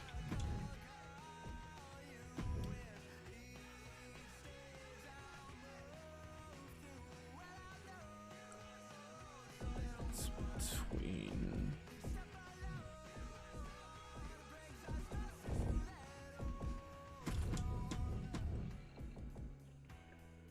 three-way dance between you and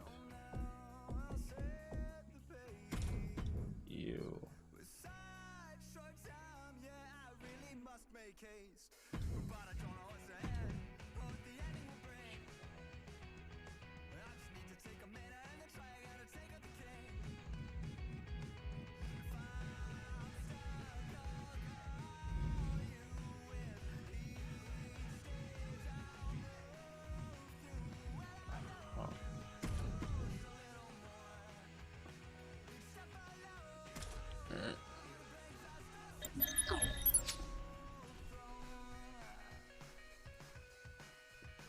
Next match, three-way dance.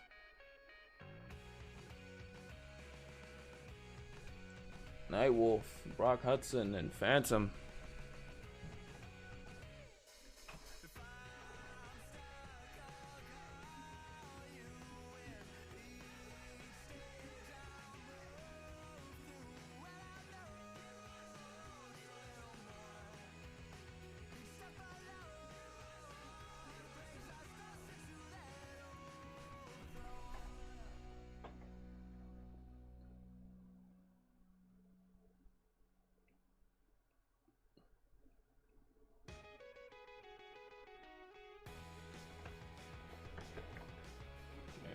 Get some water real quick.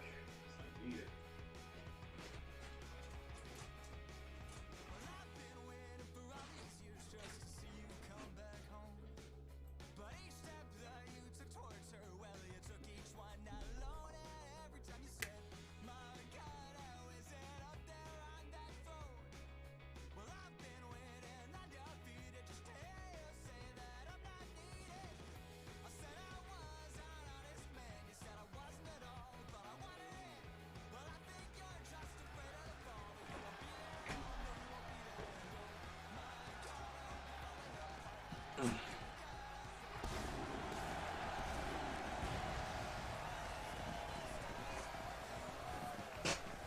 The following contest is a triple threat match.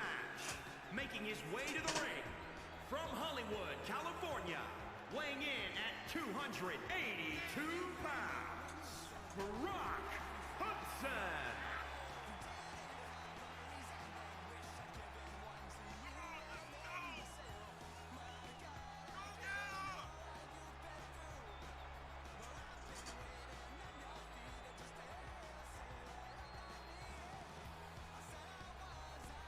Ladies and gentlemen, the Hollywood Hunk, Brock Hudson, making his way to the ring.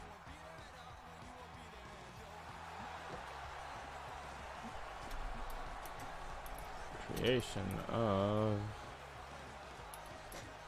Sabu do Ush. Reverse suplex, sends Cool Whip down. Right now, currently streaming WWE 2K22.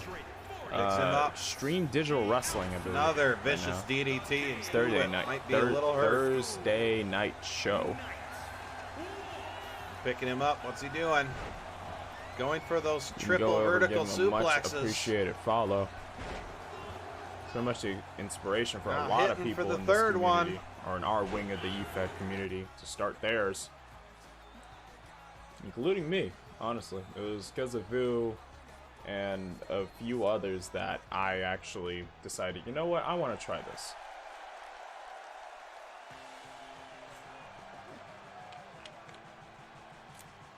I think we're doing pretty well. Nightwolf made his way to the ring, can go old school. Made an explosive debut by knocking out Thinbone.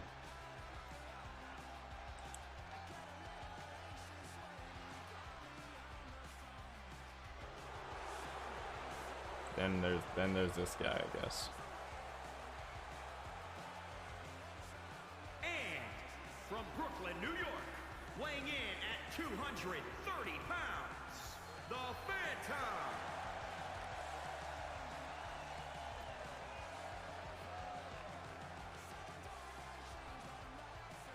Phantom making his way to the ring.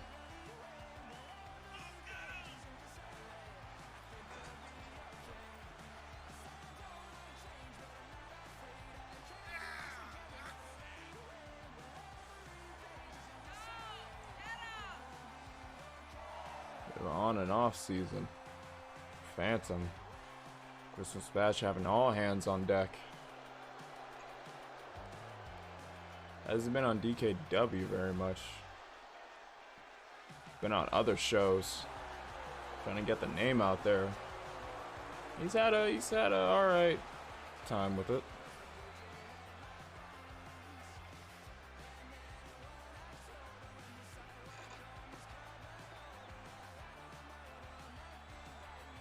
Triple Threat Dance does come with #1 contender effects or consequences.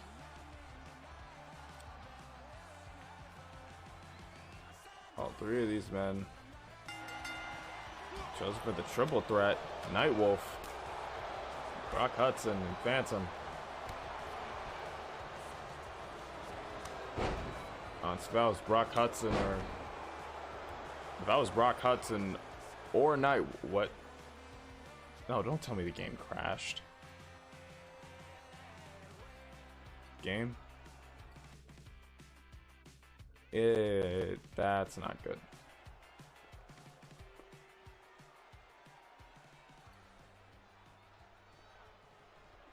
How often do you stream a show? I usually stream the show once a week. Yeah, the game crashed. Okay. Give me a sec to get the game back up, because apparently it wants to literally crash out of nowhere.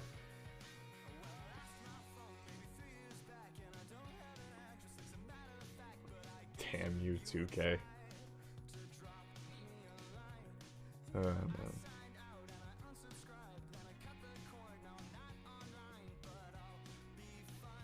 Everything is going alright. I guess not.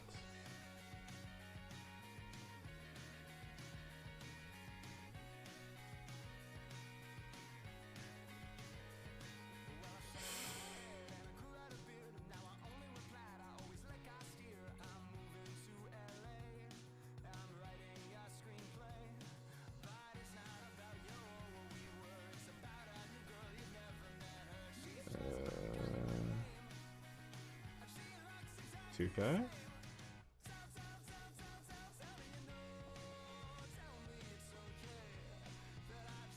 Okay, hello? You want to work with me here? What's going on?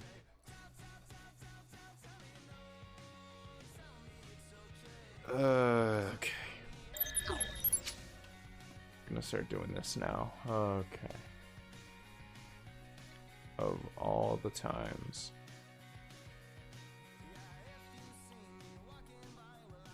Favorite wrestler is currently a champion. So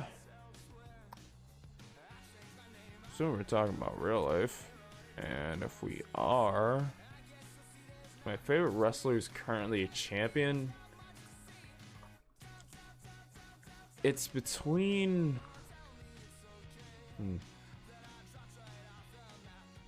it's between Pac, Switchblade Jay White, and Will Ospreay. It's between those three. Alright.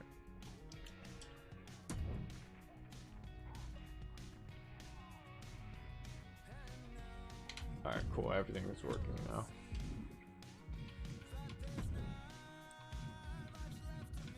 Do that. Custom.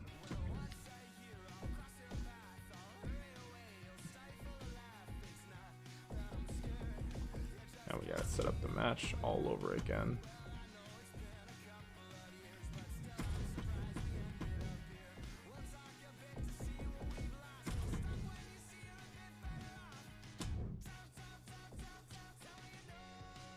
Alright, let me turn off entrances. Just so we can get to this one a bit quicker. What? Oh, there it is. Who do you think should win the rivalry of Will Ospreay and Kenny Omega?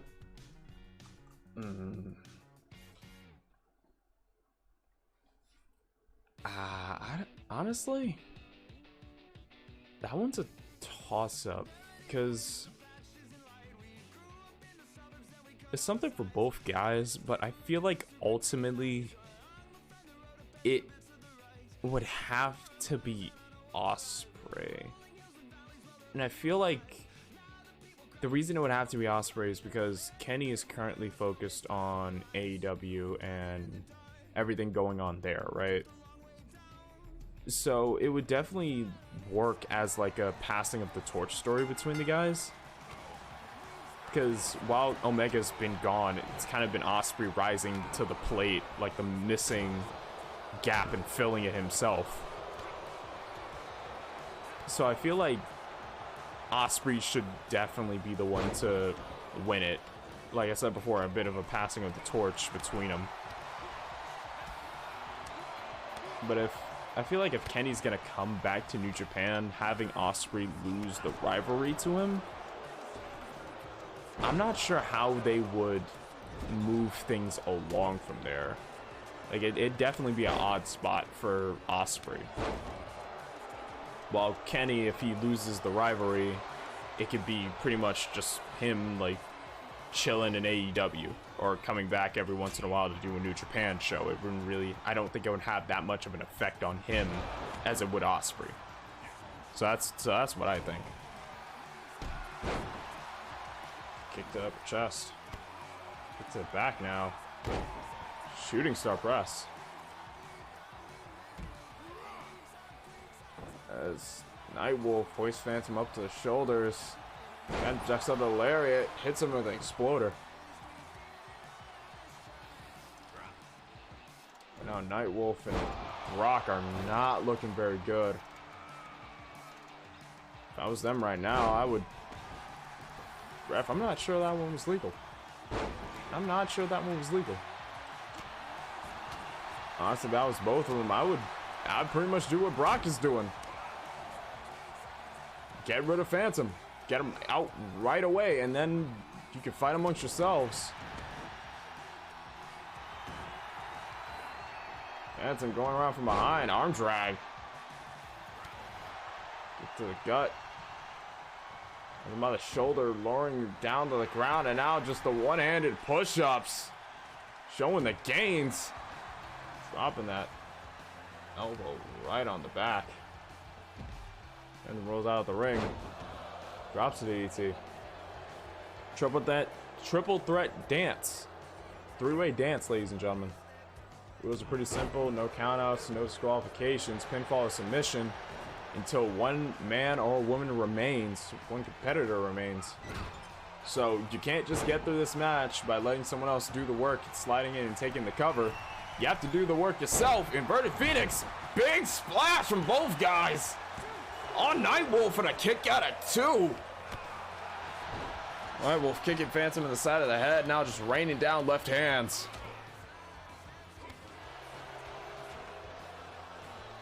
But yeah, triple three-way dance. I keep wanting to say triple threat dance. Three-way dance. Working together for a suplex. And Nightwolf immediately unloading on Phantom. Both other men have to be pinned, so if you want to win this match, you literally have to pin someone. Two people, if you want to go that far. And tries to go for a swing, gets tossed right over. Now Wolf from the middle rope, measuring. Stalking. And tries going for the drop kick. Phantom sidesteps it, slinks under Brock's right hand, but gets caught with a lariat. Brock swinging right with a sling blade. May have been caught off guard, but now Brock Hudson's running wild on both men. Do you believe Shayna needs a huge push? Do you believe Nikki Cross is going back to her sanity days? It's unhinged crazy person is the thing she needed to be back on top. Okay, so taking that apart, Shayna, I feel like Shayna Baszler as it is, I feel like definitely has to, if you're gonna have her and Rousey be a duo, you're gonna have to have them face off. Like, I can't see those two working together for long until like the question of who's better gets thrown out there, and then, you know, both of them fight over the women's title, which is the main reason I'm kind of like not saying anything and biting my tongue over the fact that Rousey's the champion and her and Shayna are working together, even though I don't like it. I'm just kind of waiting for that like little hint to get dropped for that. So I think that might be your push. So I'm like biding my time with that. For the Nikki Cross question, yes, I definitely believe that she's going back, because from the hints and everything, it definitely looks like they dropped the Nikki ASH. She's just going straight back to being sanity driven, or sanity little sister version of Nikki Cross. And honestly, I really do think it will work wonders for her career, because Nikki Cross, when she was in NXT, was a really big hit. Oh wait, hook of the leg, count of two, and a kick out from Nightwolf. But yeah, in NXT she was a huge hit.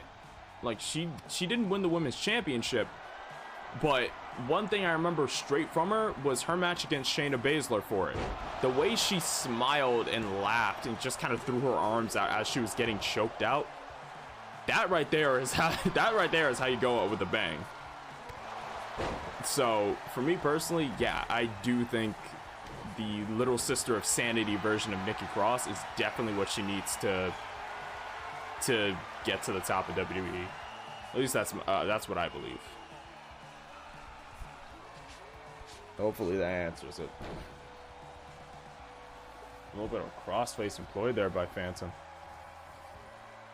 Who's your favorite from Sanity?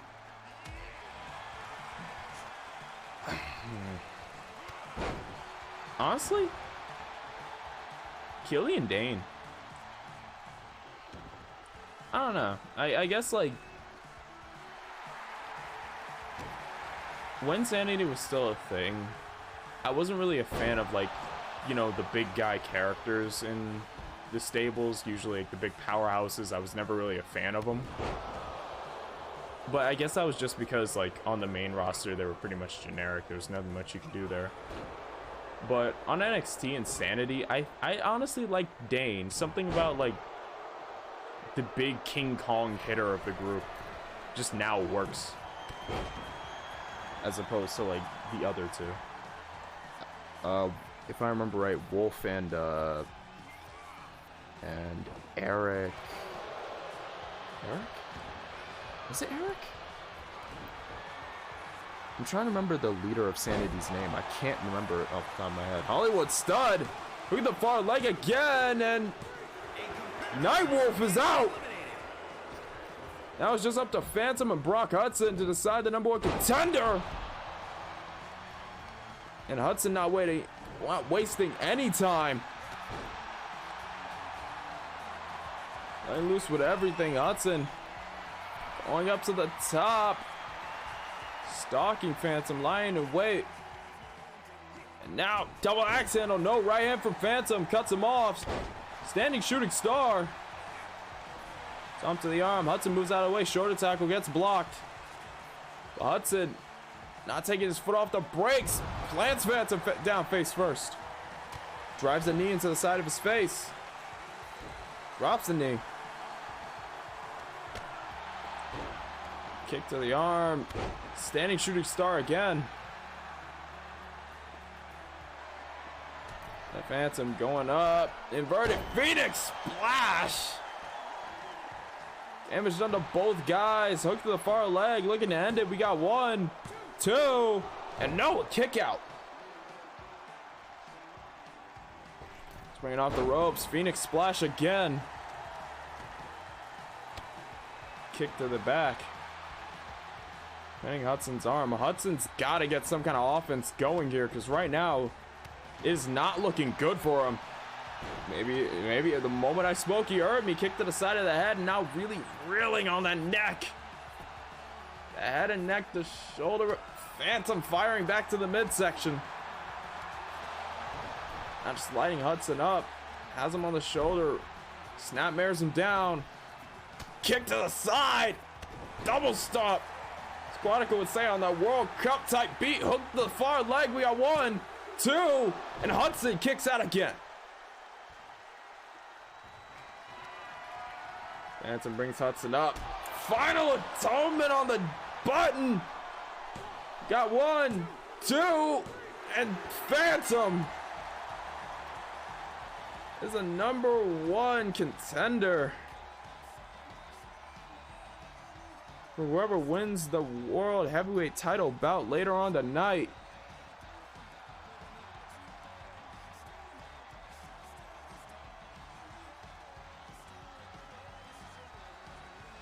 Here is your winner, the Phantom.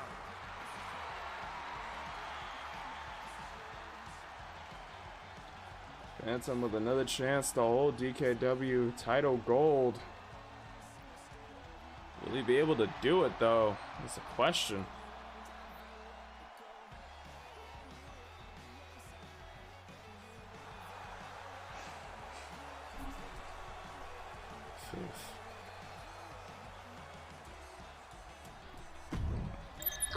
Going to our next match. Killian, I liked how he yelled before doing moves like lariats and sentons. I liked how they were all represented being crazy. Eric Young, I feel like he'd have an amazing run as a singles competitor, especially with his nickname, something about Caws. Alexander Wolf was great as well. Yeah. Honestly, one thing I do wish that I got clued into was that somewhere in the middle of his run almost, or at least in his run as like a member of Imperium, it was interesting because they had a bit where Killian Dane and Drake Maverick, how they were like a tag team for a bit. They had this interaction with Imperium, and it looked like Alexander Wolf was basically gonna switch sides and go with Killian Dane and Drake Maverick. It looked like they were gonna try out for like a new Sanity or like a different version of it almost, but it seemed like they were just hinting at it and never really did it, which kind of made me sad. I don't know. I did kind of want that. I hated that they cut that short before they got anywhere with it. Yeah, I really did want to see more out of that, because I don't know, I'm a wrestling nerd. Like, whenever it comes to small interactions between like people who used to be in factions or people who used to rival with each other, it's interesting to me. You see that stuff and you just kind of go, oh, is something gonna come from it? Is it you guys gonna get back together? You guys just gonna kill each other? Like, I don't like. It made me sad when they just like kind of cut it short. It's like you had what I think would be an easily compelling storyline. Like, I feel like you didn't really need to do much more with that. It was just like there, you know? So, I don't know. It did kind of make me sad, though. Entrance is back on, and second three-way dance. They both are released, yeah. From what I heard, Killian Dane, he debuted on AEW a little bit, and then kind of went to work with New Japan. Seems like he's doing just kind of back and forth. Did you watch Ricochet when he was King Ricochet before NXT? I didn't see much of Ricochet. I saw a good bit of him in like some highlights and stuff. I didn't get to watch a lot of his matches before NXT, but I did know Ricochet's like name. I did know who he was. I just didn't watch that much of him. It was less of like, oh yeah, I know who he is, but I don't want to. And it was more like, I don't know where to find it. I just looked up Ricochet highlights and it was like, oh, okay. I can find this stuff. So he had matches in here. And I was just trying to catch up. Most of his matches I do remember were the ones with Ospreay though. Like the bout in New Japan, I think, I can't remember what I can't remember what company it was.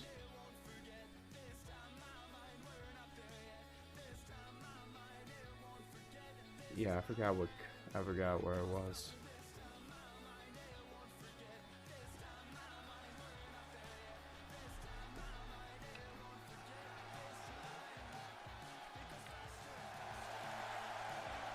The following contest is a triple threat match. Making her way to the ring from New York, I do remember watching his New Japan bout with Ospreay when they were both in Super Juniors. It was fucking awesome.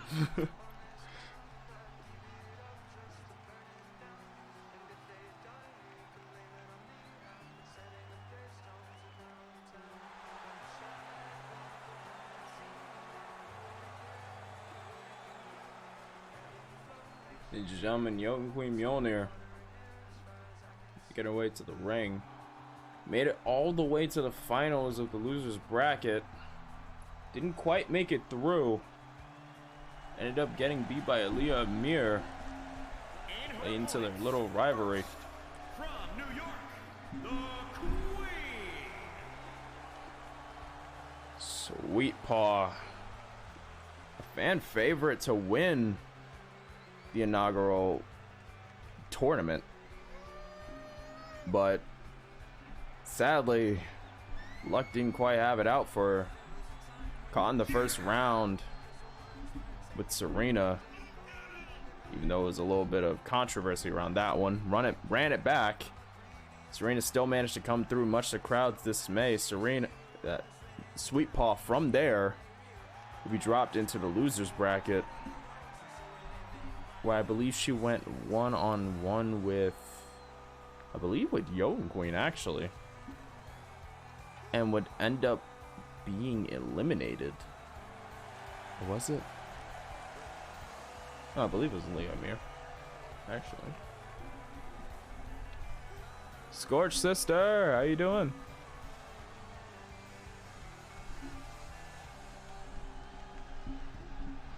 How's your night going? Hope it's going well. Came in, honestly, right after this. I think we're getting to title matches now I think about it. So you came in just in time if you wanted to see those.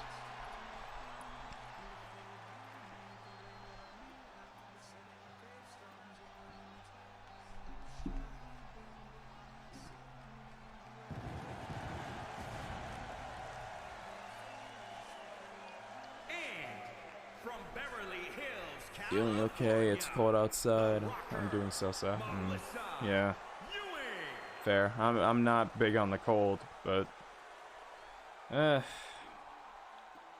I'll bide my time.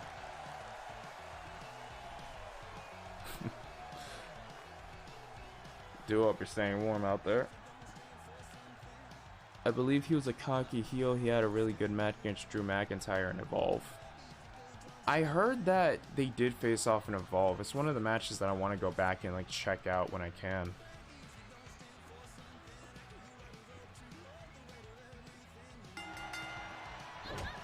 Oh, Melissa. Apparently Melissa and Sweet Paw completely ignoring Young Queen, just going at each other. Almost just gravitated. All three of these women were in the inaugural tournament. Got eliminated early and later on in the tournament, respectively.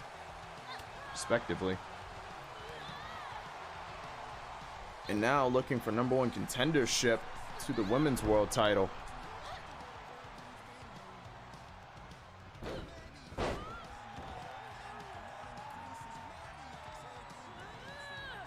Everything said, I'll tell you right now. Oh. Well, they don't have the chance to become the inaugural. They could definitely dethrone the inaugural champion. Win the belt on their own time. So far, a lot of back and forth between all three of them. None of these women hitting the brakes quite yet. Falcon Arrow from Melissa. She moves on to Sweet Paw. Sweet Paw buries a foot in Melissa's gut. Irish whip off into the corner. Drives her head right into that Tom turnbuckle.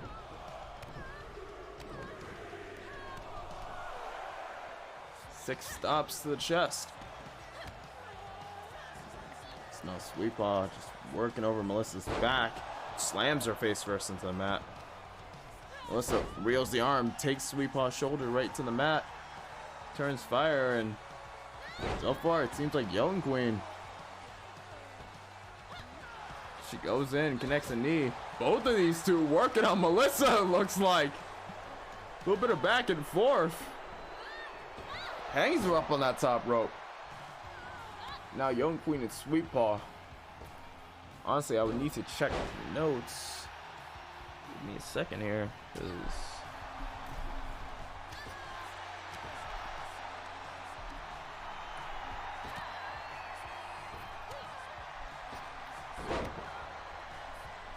originally Young Queen was eliminated by Lilith Knight in the main bracket, and then was sent off to the losers bracket, where she would pick up the win against Melissa Ewing. So Melissa was eliminated from the tournament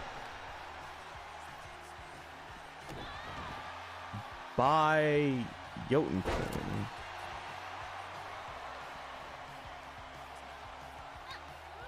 I'm like looking over these notes right now.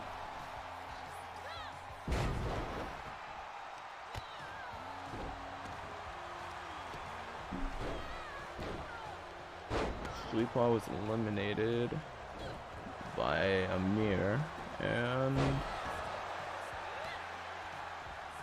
Melissa. Yeah, Melissa was eliminated.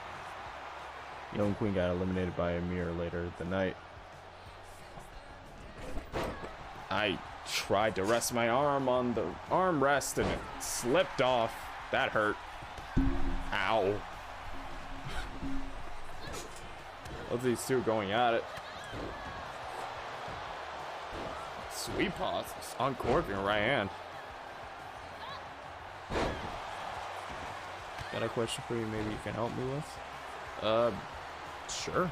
I'll give what information I can. On elbow. Golden Queen has her up. Slams her right down. Now Melissa moving in. Throwing hands. A low-hanging DDT.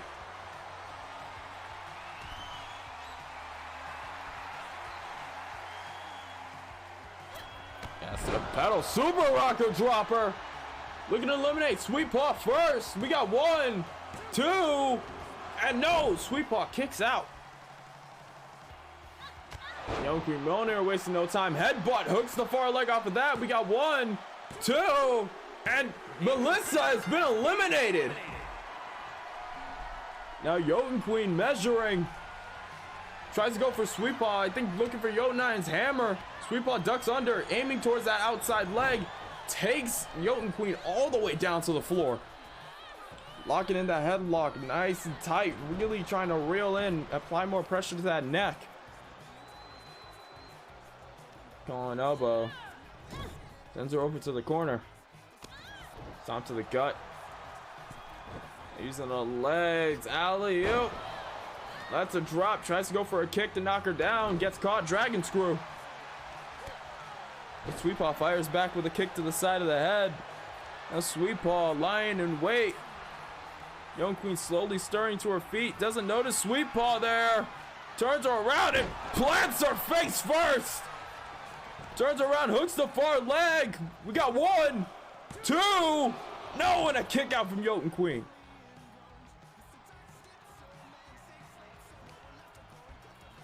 Sweet Paw willing Jotun Queen back up to her feet. Missed the first one, connects on the second kick.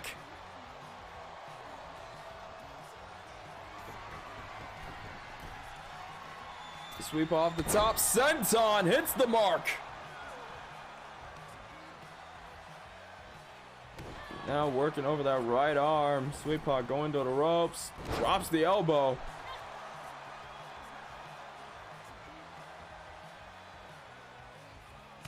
Right hand turns her around. Again, looking to plant her face first. Second time, hooks the far leg again. We got 1, 2, and no, again. Jotun Queen kicks out. Both women have their respective gripes. Both believing they should have won the tournament. Crossbody misses the mark there. Jotun Queen fires back with a knee. Now just starting to swing wildly. Pops her up. Spine buster. Now working over the legs. Enziguri kick catches her on the jaw. Now Sweet Paw bringing Jotun Queen back up to her feet. Whips her over the top rope. Forearm. Brings the head in. And, oh, middle rope stunner.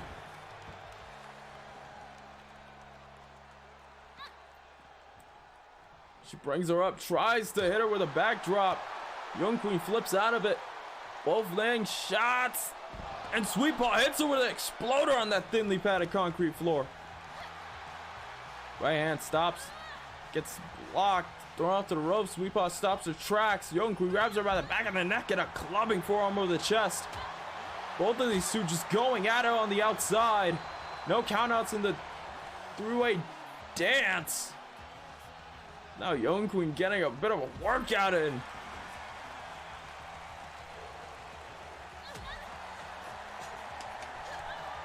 Oh, no, but again, foot to the gut. Both these two firing back. Jotun Queen, I think, getting the better of it. Now going back into the ring. Right back out the quick way. Hoists her up and Jesus, tosses her over like a sack. Again, throws her to the stairs. Sweet Paw manages to stop herself. Turns the favor to Jotun Queen and sends her to the other side of the ring. Now Sweet Paw taunting in the corner. Oh, catches a headbutt. Wait a minute. Hook at the far leg. We have 1, 2, and no. Sweet Paw kicks out.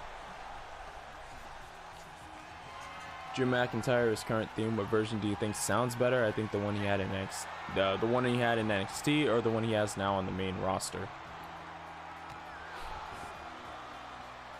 Honestly, I'm a big fan of Broken Dreams. That song did something, man. That song was really good, honestly. When he came back in NXT and they played that every time, it was amazing. I loved every time. I was sad when he got to the main roster and they changed it. Plants her again, and Sweet Paw, #1 contender for the Women's Championship, got eliminated early on in the tournament, but looks like she has her shot to challenge for the belt first. Here is your winner, the Queen.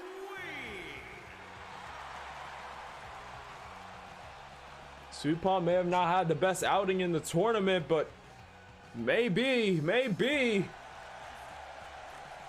a world title isn't that far from her grip. With the #1 contenders for each decided, ladies and gentlemen, it is time for the world title defenses as we move to our intermission screen.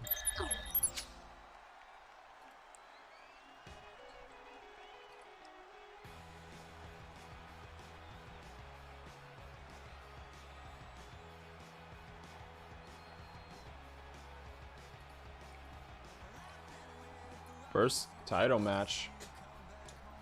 Field on Discord. If you aren't a part of the Discord yet, see it right there. Join up. You'll be given a audience member role, and you'll be able to see the match cards a day or two before the show starts, so you'll know exactly where your call lies and where or what match they'll be in.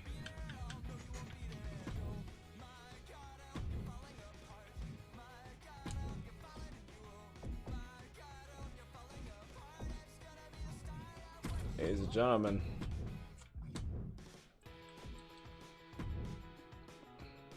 let's go Drunk Bunny. Working on making my own creation, Warhammer 40k clan. I'm gonna call it the Blood Blades, but should I make my tag with it and have one of these three?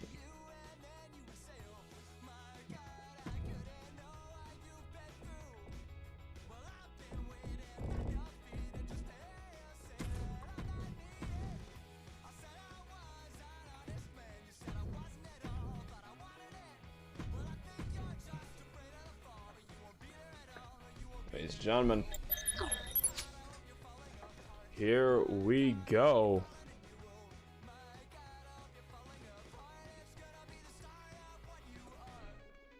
Inquisitor, Mistress, or Blood Sister.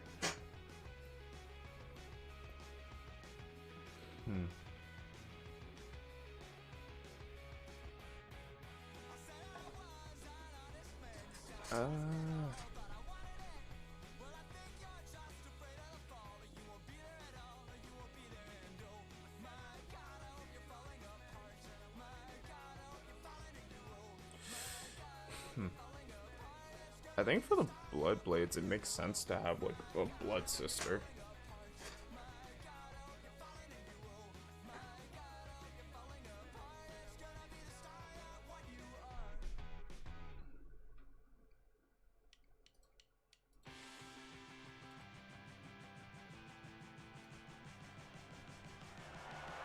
The following contest is scheduled for one fall and is for the Dragon World Championship. Ladies and gentlemen, World Heavyweight title on the line.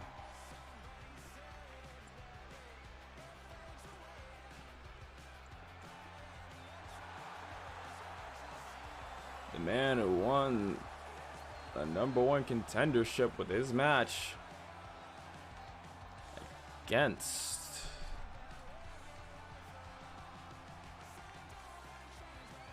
my brain is freezing up, give me a second. Won the #1 contendership with his match against Nightwolf last week. If you watch the match, you remember that sudden Rainbow Sangria he was able to hit Nightwolf with to win the match. Maybe that same Rainbow Sangria could get this man the World Heavyweight Championship. I can tell you right now, it ain't gonna be easy.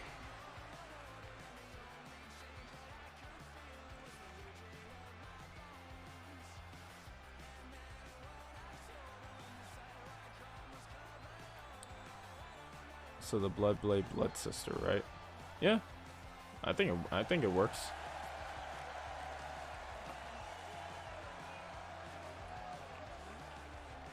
And the World Heavyweight Champion.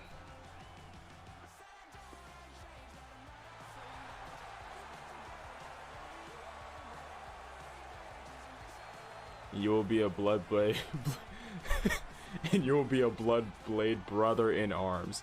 Jesus, why is that so much of a tongue twister? A blood blade brother in arms. There we go.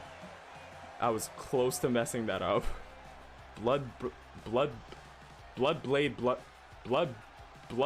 brother in arms. Blood blade brother in arms. Fuck.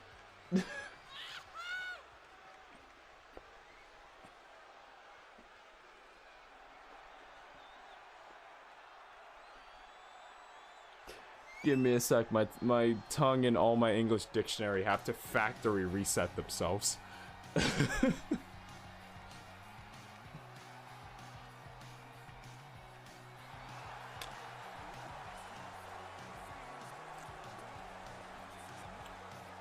World Champion Legacy making his way into the ring.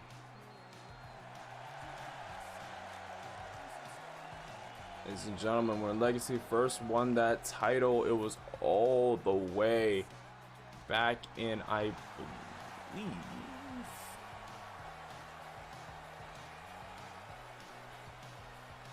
August 18th, if I remember correctly. All the way back in August 18th, Legacy defeated Dwayne for that title, has been defending it ever since.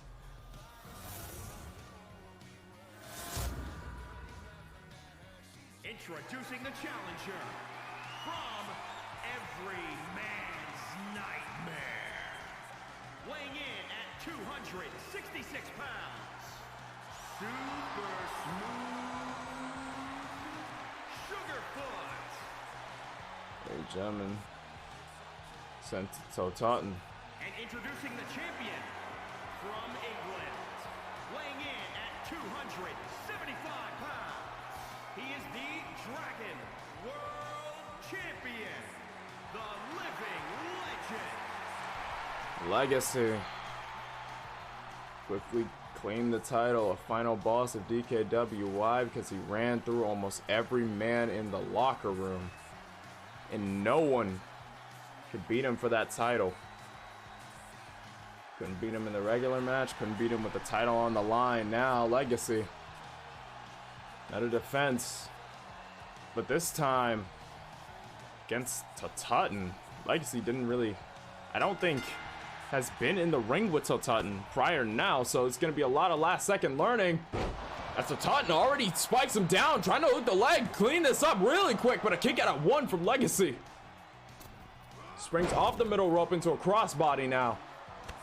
Tutton taking the aggressive footing in this one.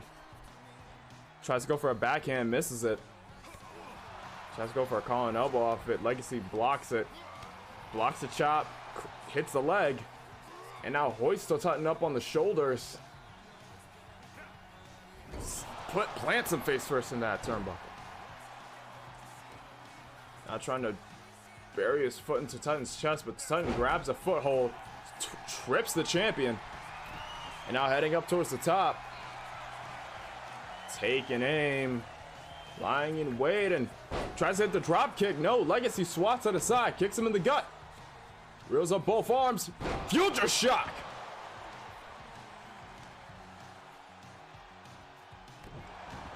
Now stomping on that arm. Right hand from Tutton sends the champion stumbling. Like that sign in the crowd just said, maybe Tutton could be the one to beat the final boss. Jesus, Enziguri kick there though. Tutton not staying on the ground for long, reeling that arm, and now working it over. There's a reason Legacy claimed the name of final boss of DKW. The reason he went through every other guy in the locker room, has yet to even miss a step. The rare occasion where he is beaten one-on-one, he goes on to retain the title. So a bit of a Okada situation with him. Not relinquishing ownership of that title against a good majority of the locker room right now. I'd say there are about 5 or 6, not 5, probably only 5, yeah, 5 men in DKW. Legacy does not have a win over. At least in a DKW ring, does not have a win over. One of them being Tutton, as he throws through with the senton. Goes up the arm, stomps to the outside of it. Picks him up on his feet, kick to the gut. Chop, right hand, left. Brings in the knee, second one to follow up, and Legacy trying to lead some more offense with a kick to the side of the jaw from Tutton. Tutton whips Legacy over the top rope all the way to the floor.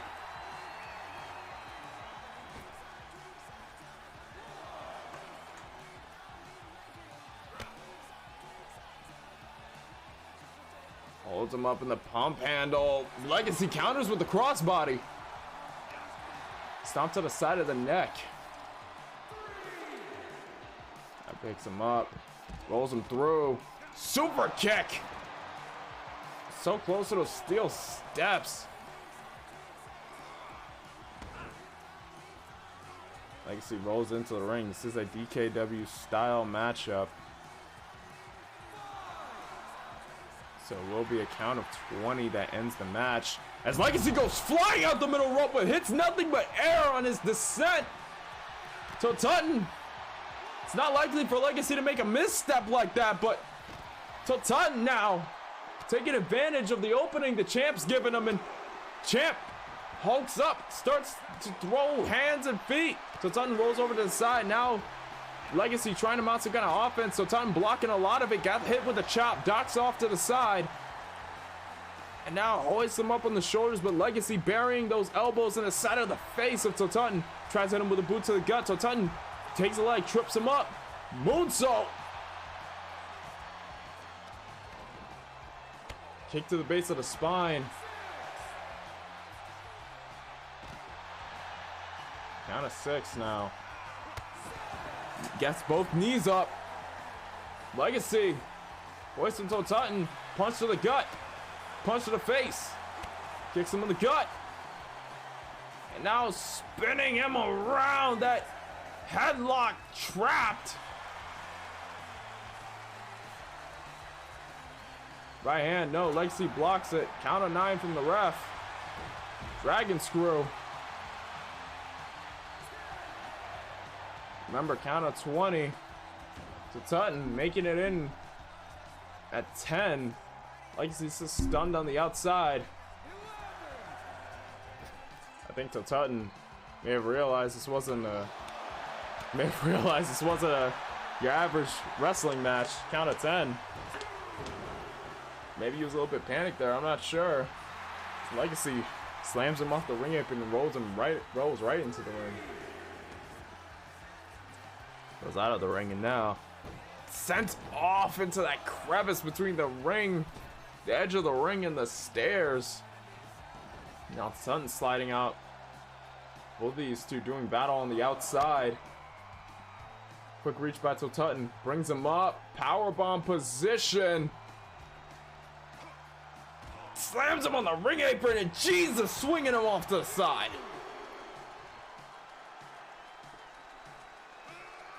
Now throws him over to the corner of the ring.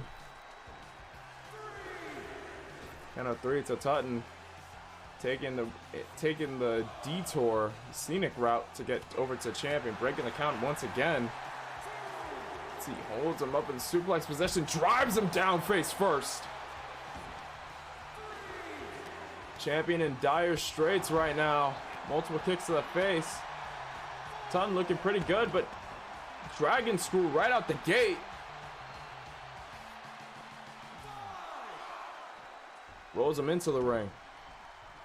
Legacy in hot pursuit. Gets to the ring, tries to go for the devil trigger, gets caught. Big boot to the side of the face. Wait a minute. Tutton measuring. Rainbow Sangria. Immediately rolls into the pin. We got 1, 2. Oh, almost 3. But the champ kicks out. And now to Tutton off the ropes. Slides back and forth. Drops the leg. Trying to keep the offense on the champion. Kicked out on 1. Goes for the second. Rainbow Sangria again. Hooks the far leg again. We got 1, 2. Oh my God, he did it.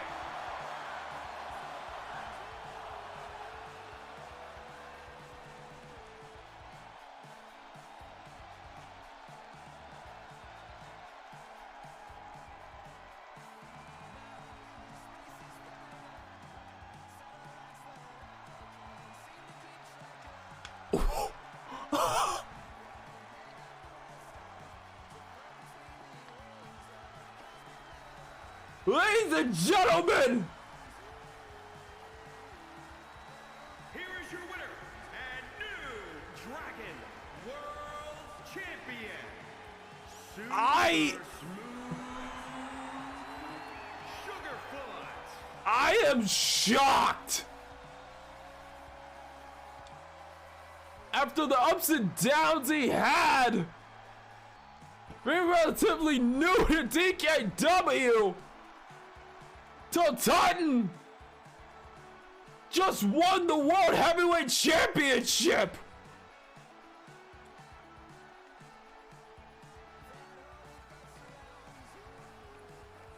On his first attempt at the belt.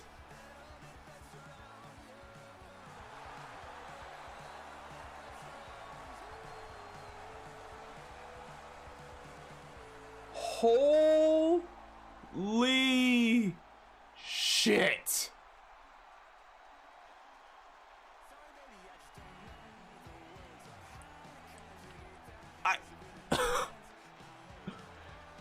GG to Sutton.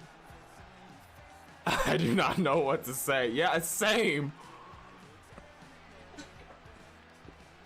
Let's move on to our next match of the night. Congratulations to the new World Heavyweight Champion.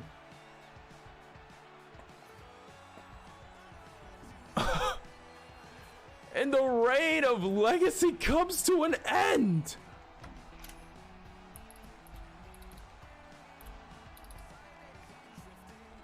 Shit, that's a hell of a Christmas present for Sutton. Holy shit.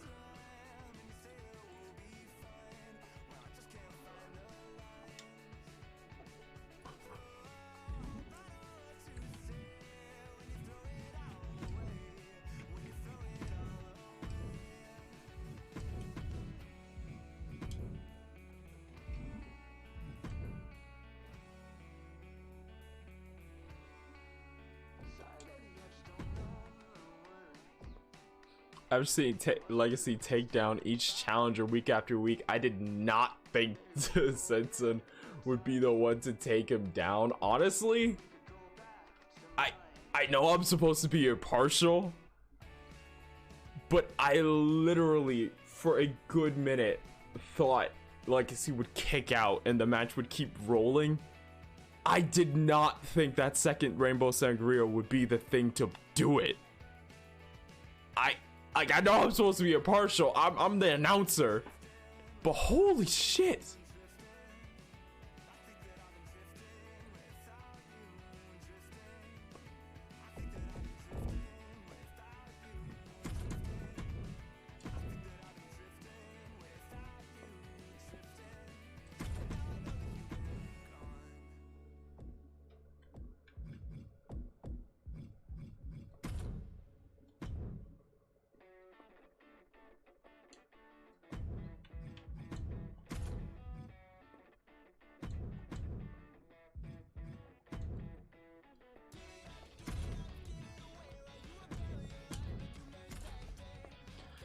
Yo, fans, my show's going. Yo, what's up, Techno?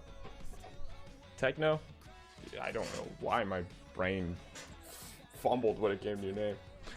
Show's been going pretty good. We're just hitting the main event. Wait, god damn it, I forgot to put the title up. Fuck. God damn it. Give me a sec. I forgot to put the title up. Now, how long will Sutton hold on to the title? Right? How long will he hold on to the title?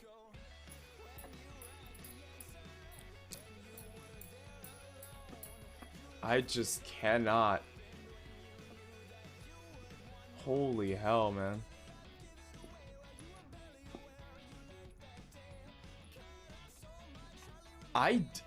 Now, you're right, yeah. Now it's Sutton holding the World Heavyweight Championship. How long is he gonna hold it?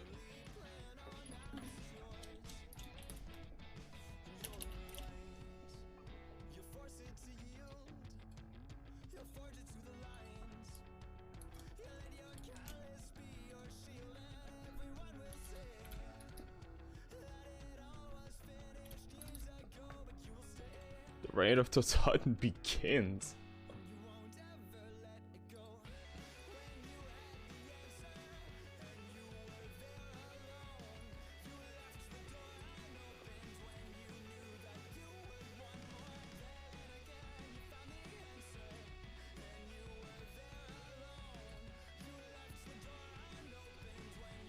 Holy crap.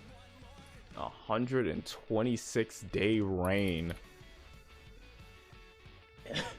Coming to an end like that. Legacy.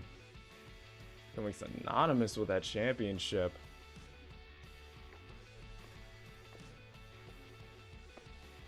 Can't wait to see more of my con Nathan Bolasek. Yep. Though, at the end of the show, there will be a bit of an announcement because it's the end of the year and a lot of things are closing up. I'm trying to wait for the... Why is this not loading through now that I think about it? This is...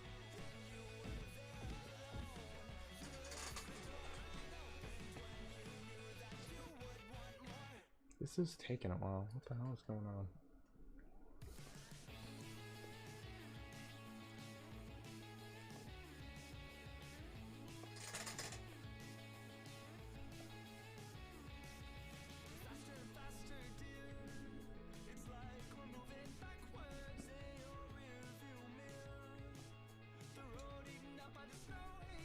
Okay, so the game isn't crashing, but it's taking a really long time to, like, do anything. So I'm gonna take the safe road out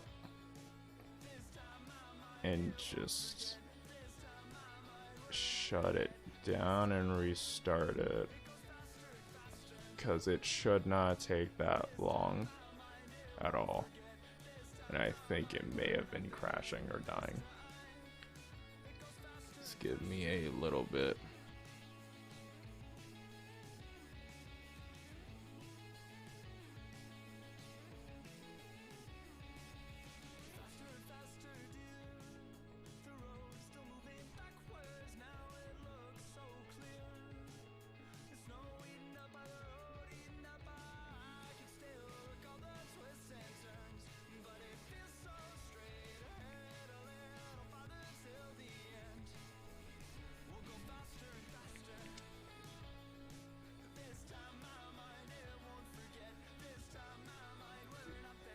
Alright. So I guess we'll have the time now. One thing I will say is that DKW is going to take a little bit of a break throughout January. The reason for this being that a lot of stuff is pretty much going to come to a head in January. A lot of stuff is going to start. I am continuing off with college and everything, and I have to make sure everything is good before school starts. I have to make sure that schedules work, that I have enough time to work on everything. So January, or at least the month of January, is pretty much going to be a filling out process for me personally. And throughout the month, I will work on some of the stuff on the show. I'm going to try to introduce some more stuff to the stream in general. Basically, it's going to be a little bit of a variety month, I guess. So while there isn't going to be as much DKW throughout January, or any really wrestling in January, I'm going to try to add some more stuff to stream to make it a bit more fun, like redeems. I want to work on those. I want to work on commands. I want to work on a bunch of the croppings of the wrestlers, since every time I get a new wrestler, I usually end up like making a little PNG, which is how I get these little promo cards up here. How I get those. So it's going to be a lot of time for me to work on those and other aspects of the show that I feel like I want to work on. Like betting, I haven't done that in a while. Things you could actually redeem the points for, those also something I haven't really worked on or really thought about. So throughout the month of January, there isn't really going to be any DKW shows. We're going to return the first Thursday of February though. And from there, we're going to pick up, and the matches are, hopefully I'll have everything done. I'll have all these other things that I could add, like for instance, I want a little thing on screen where you guys can kind of send messages and it will read them out in a voice. I want to have other things that you guys can do other than just chat and watch. I want it to be more interactive, and I think throughout January, while I'm not streaming DKW and kind of using the time to just kind of balance some other stuff or go for some variety games that I've been thinking of playing, we can use that to try to get a little bit better. It's weird for me to explain, but I'm hoping all this makes sense. But yeah, so throughout January, it's pretty much just gonna be, the show's gonna take a little bit of a break so I can try to get some stuff together, try to think of some stuff that would be interesting. And also on Discord, I'm planning to open up a channel for small stream ideas. So basically, if you guys were to go on there, you could just send out little ideas for, I don't know, like games that I could play or small little add-ons I can kind of put in the stream to make it more fun for you guys. And that's what I really plan to do with that, with next January. That and all the personal stuff, I want to try to work on some things. So DKW is going to take a little bit of a break in January. We're going to return in February, and we're just going to keep moving like nothing happened. Definitely will be looking forward to seeing what you had to stream. Honestly, I am coming up with a few ideas. I know that if I manage to make enough, what I want to do is, well, one of the things I definitely want to do is maybe, let's just kind of, the little avatar I'm using right now, I want to actually have like a commission version, or just like an actual version of it. And I know an artist that I could go talk to about it, so I'm pretty much gonna go talk to her about it and see what we can throw together to maybe create a new model for me. So the little 3D 2-ish, the little 2D-ish guy staring holes into your soul with no emotion is probably I'm planning a lot of stuff, honestly. I'm trying to see what I can do. I'm gonna see what I can do to try to make things more entertaining. But with that said, ladies and gentlemen, the main event. There it is. DKW Women's World Championship 3-way dance. Lilith Knight, Aaliyah Amir, and Danny Weaver. The 3 finalists from the DKW Women's World DKW Women's World Championship Tournament. God damn it. I keep mixing that up too much. Fuck.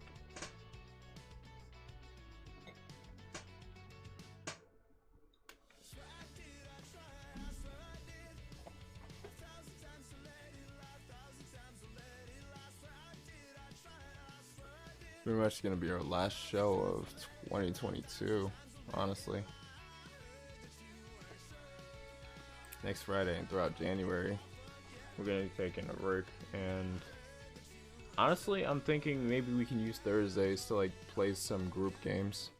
Because I know me and my friends haven't really been playing games on stream as much, but we usually have fun when we do. And it's a lot easier to play games with the group than host wrestling shows, because honestly, I'm really one of the few wrestling like fans in my friend group that I stream with. So it's like, even Aquatico recently, he pretty much like dove in the deep end, which honestly I'm impressed by. Like he didn't know very much about wrestling, but right now, like if I told him, hey, call a match, I'm going to do something, he could pretty much do it on his own. Don't tell him I gave him a compliment. It would blow his ego out of the freaking water. No pun intended.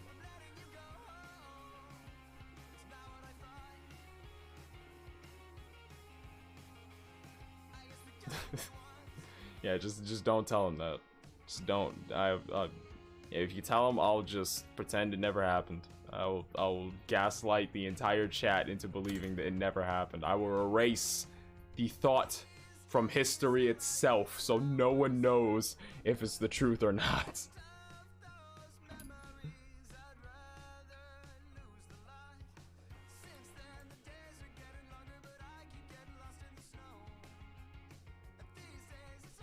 Match is taking a while to load up.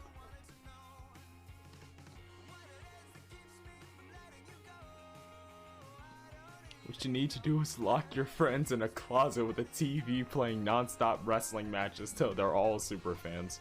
I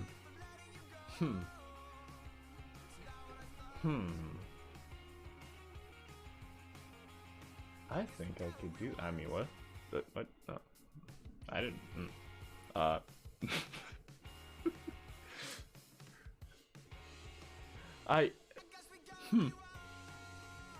I could force them to watch wrestling. That would work. That would have an effect. I like the way you're thinking, Batcow.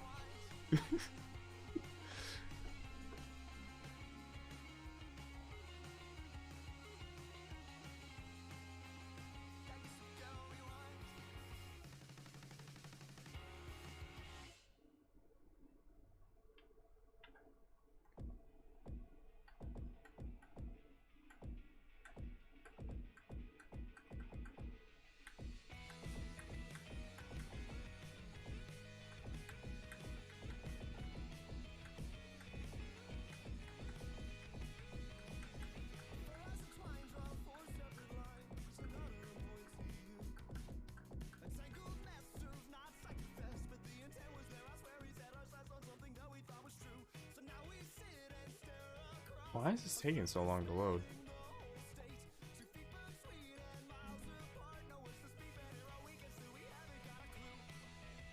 Is it something in the background? Do I gotta... What's going on?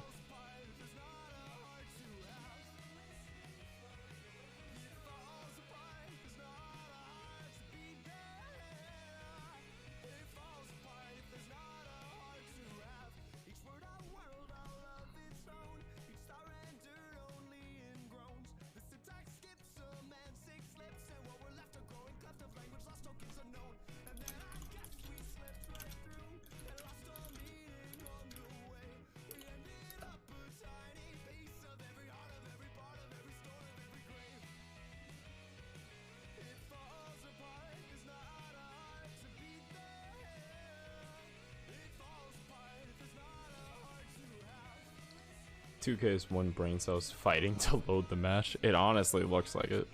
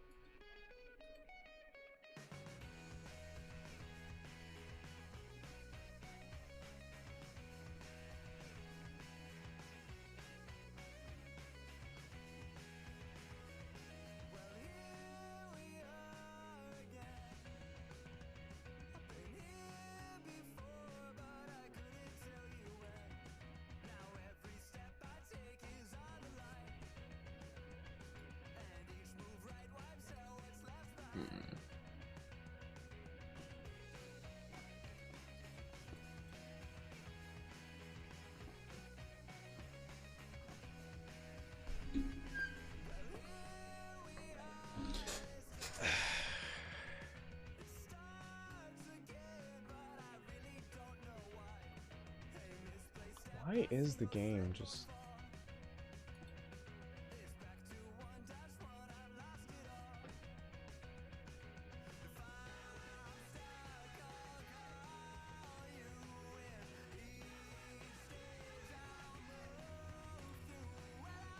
Why is this acting up so much?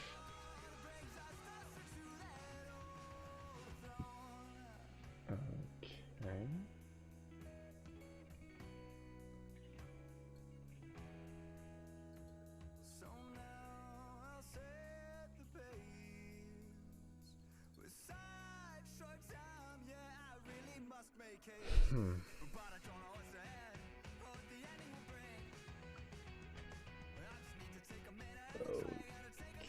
Okay.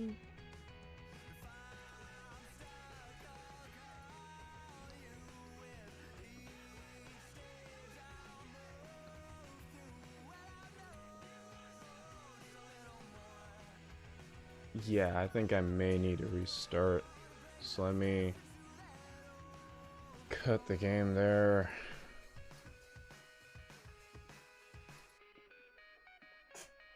These outfits.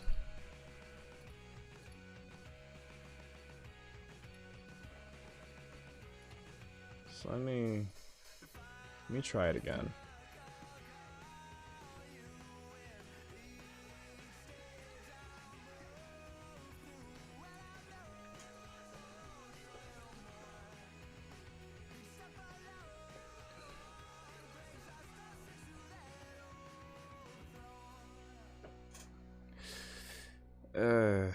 Sorry folks, apparently the game wants to act weird in our big main event.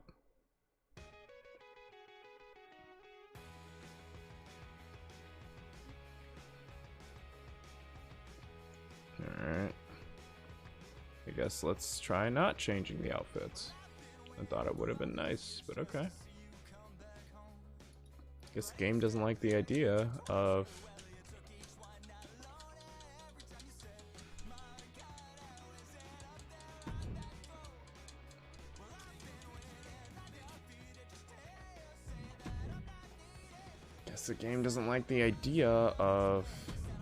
everyone coming in their own clothes, so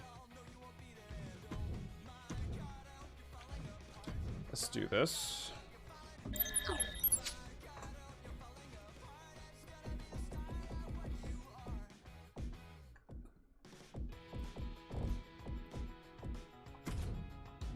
not you. You.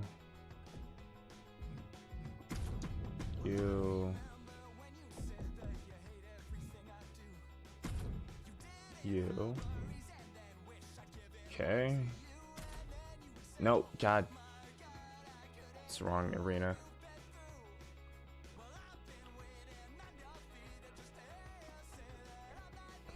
Gotta wonder how many problems 2K23 will have, right?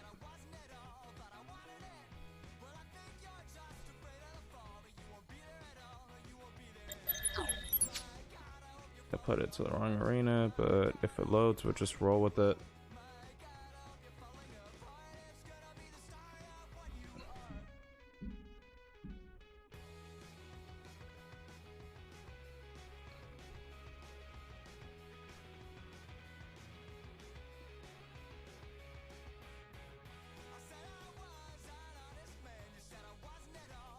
It doesn't even have the title attached, but it's still not loading. What in the world is going? Wait, okay, now it's okay. Okay, so I guess it was the...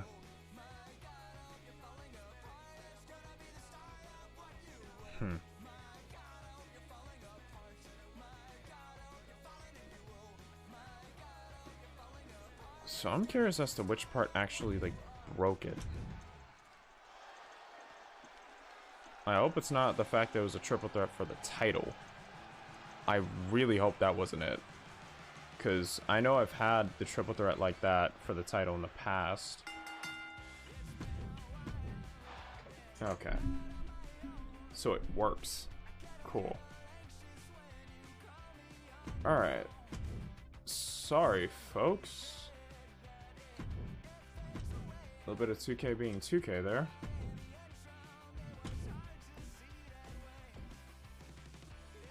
So let's Aaliyah, Danny, championship, women's world title, and it should load up.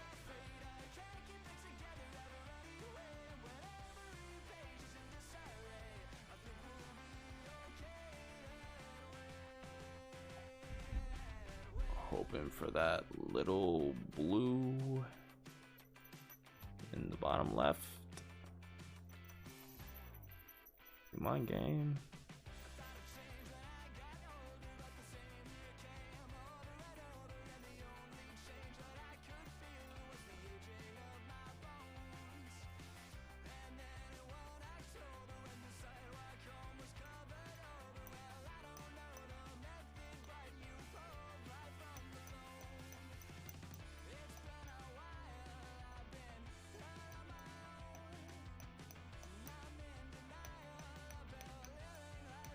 Okay, there it goes. Now it's working.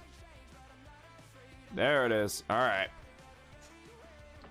It's a little bit slow, but at least she's working now. Old 2K22 had to get the gears turning.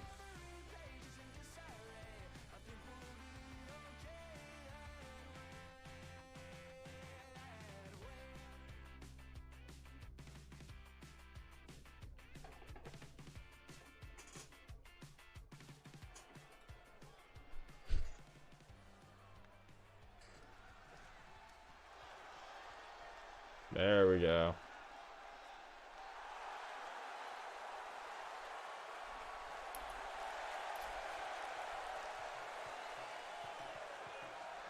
Now we get on with the main event. Ladies and gentlemen, first one down to the ring.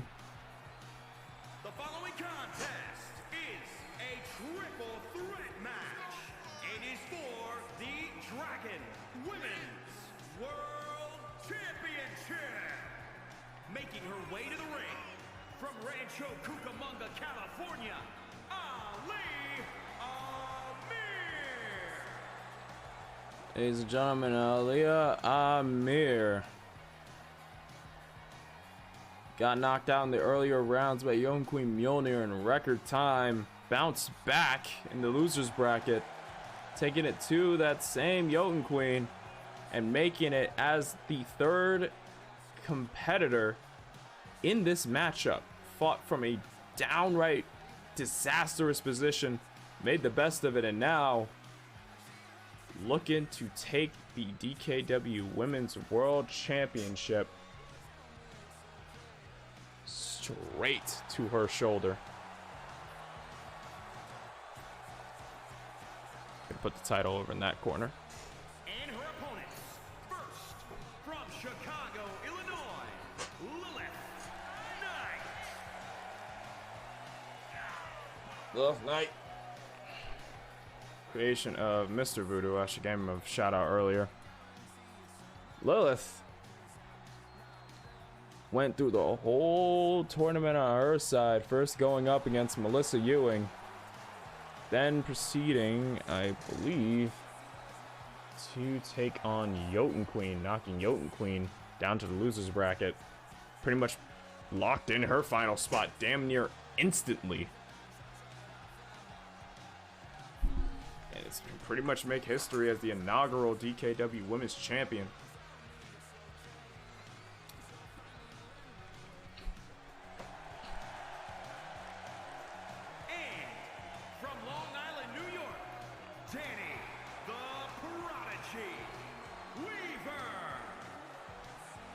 Danny Weaver. Danny, her path through the tournament varied as such. First round had Victoria one-on-one, managed to win the match. Second round took on Serena, knocking her out of the tournament or down to the losers bracket. And then locking in her final spot. And there it is right there. Women's World Championship. On the line for the title of the inaugural Women's World Champion. Aaliyah Amir, Lilith Knight, Danny Weaver. Ladies and gentlemen, let's get this started. As immediately Weaver opens up with right hands, gets caught by Lilith, and now Lilith firing back immediately. Aaliyah probably doing the smart thing, pretty much standing off to the side. Gets shouldered by Danny, and now... Oh! Plants Weaver. Double bombs, right and left, swinging out. Like I said before, if there's anyone fouling, if there's any person in this... Oh! Jesus! Gets caught!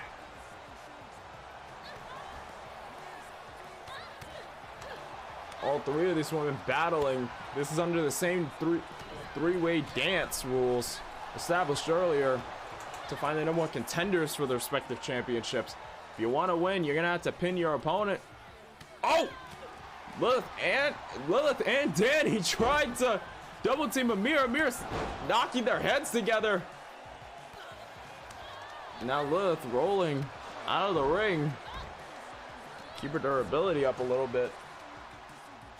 Funny enough, rolling out of the ring in this style of triple threat match, Poison Rana isn't a bad thing as much as it's you giving your opponents time to beat the hell out of each other.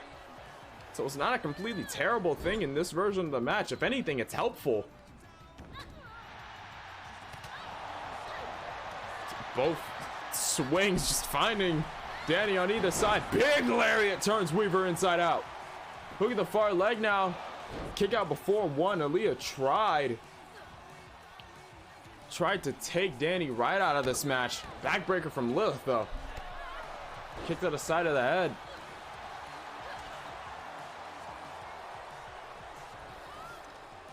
Wrestler on the ropes, tries to go for more, but gets thrown over the top. And now Danny and Danny, and now Aaliyah and Lilith going at it.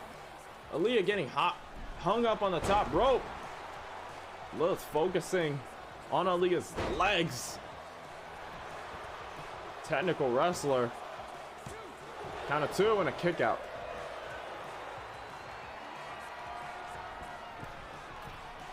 Now Danny rolls in the ring.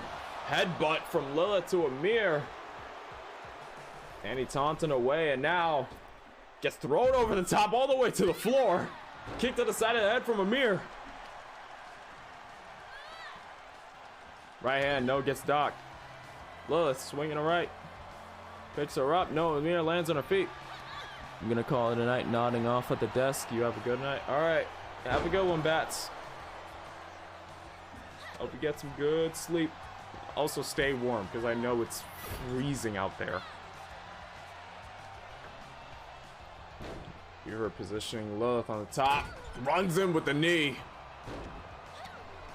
Now just stomping, kicking her over. Tries to hit the stomp. Lilith moves out of the way, rings the arm. Rolls through. Kips up. Arm drag. Amir in the ring. Gets a kick from Danny. Weaver laying on nothing but kicks and chops. And now, I think tried to lead Amir, but Amir fighting back. Dishing out elbows. Brings Weaver up. Plants her down face first. Now Lilith gets kicked in the knee. Shining Wizard. Same way she cast her ticket into the finals. 1, 2. No, but Lilith kicks out.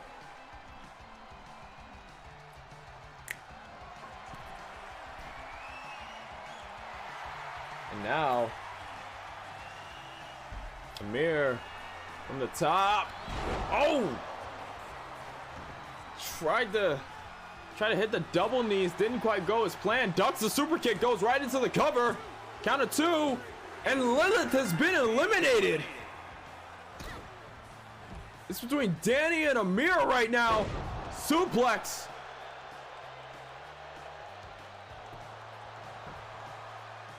One, 2. And Amir kicks out. Amir right now has a shot of a lifetime. Blocks the boot. Brings her in. Uranagi. Kicks her over. Has to take it all the way from the bottom of the ranks. Did the work she had to. Right hand. Caught by a boot to the gut. Tries to return. Gets dodged. Another right hand. Dodges a kick. Now just 2 jabs. 2 chops. Snap merits are down. Kick to the bottom of the spine. Stomp to the arm. Kick to the chest. A right hand chop. Brings her head in. Brings her up for the... Ooh! Butterfly transitions over into the backbreaker, and now Aaliyah, hell of a distance to cover. But she's stalking, lying in wait, waiting for her to get up. Decides to get down, starts lighting her up with a little bit more combinations. Right hand, uncorks it. Now again, Amir from the other side, standing her up. Goes in with that same knees. Starting to think that's just a compressed drop kick at this point. Hooks the far leg. We got 1, 2. Oh, but a kick out by Danny.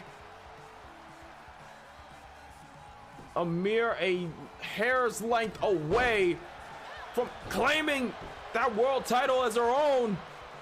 And now Danny picks her up. Throws her over the top rope. Shoulder to the gut. Sunset flip, power bomb onto the thinly padded concrete floor. And now Danny really all the way back. Really in with that submission. Aaliyah's not looking good, but she breaks up and fights her way out of it.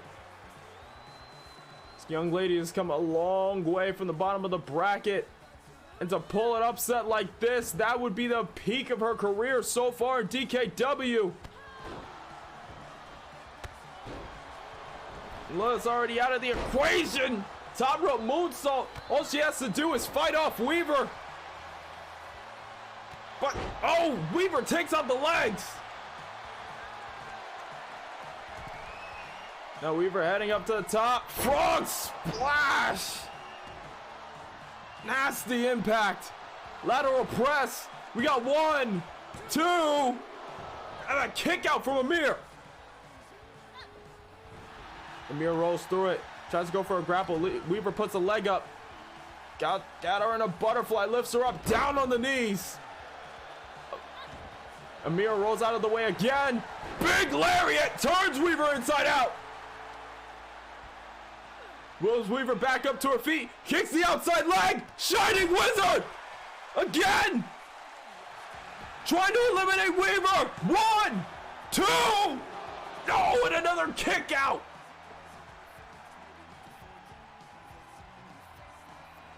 Amir ascending to the top. She knows what she's got to do. If she hits this, it could be all over. There it is again. Hook of the far leg. 1, 2, and... Oh, no, another kick out. Dragging Weaver back up to her feet.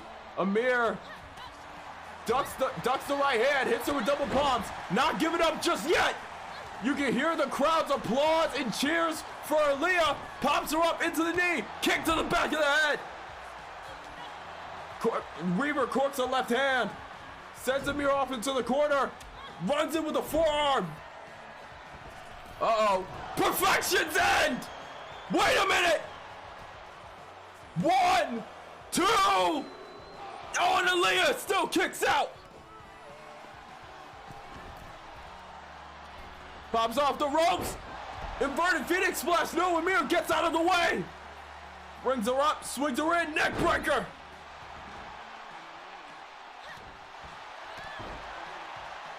I am silent for words. Right hand, 2 chops, elbow.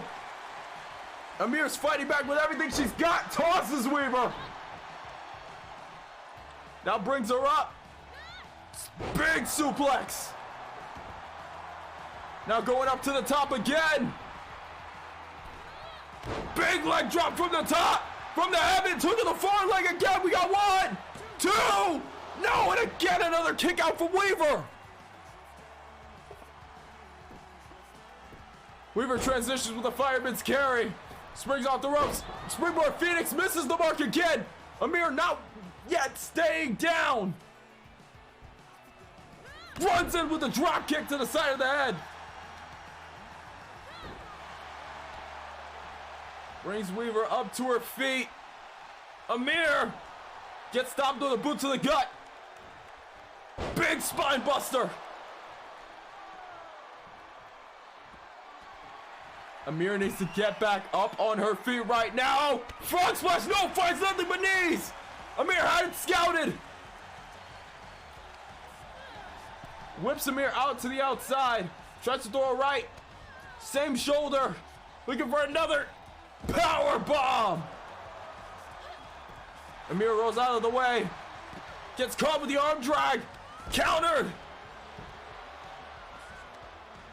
Amir has come so far in our short time in DKW. But right now, Weaver, dude buster on the concrete floor.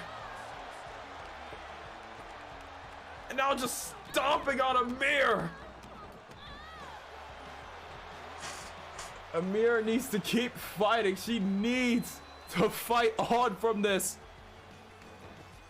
Weaver slides out of the ring, calling elbow, whips Leah Amir into the ring. Amir, if you can hear me, you gotta get ready. You gotta keep fighting. Kick to the gut. Weave to perfection. Hooks the far leg. 1, 2, and Danny Weaver playing spoiler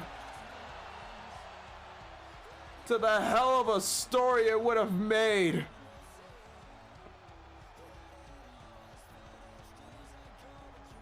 Ladies and gentlemen, we have crowned the inaugural DKW champion of the women's division.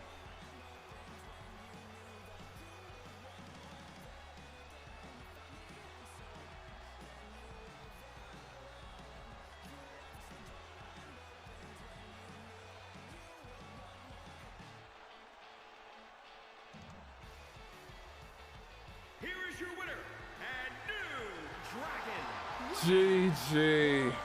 Champion, Danny the Prodigy Weaver.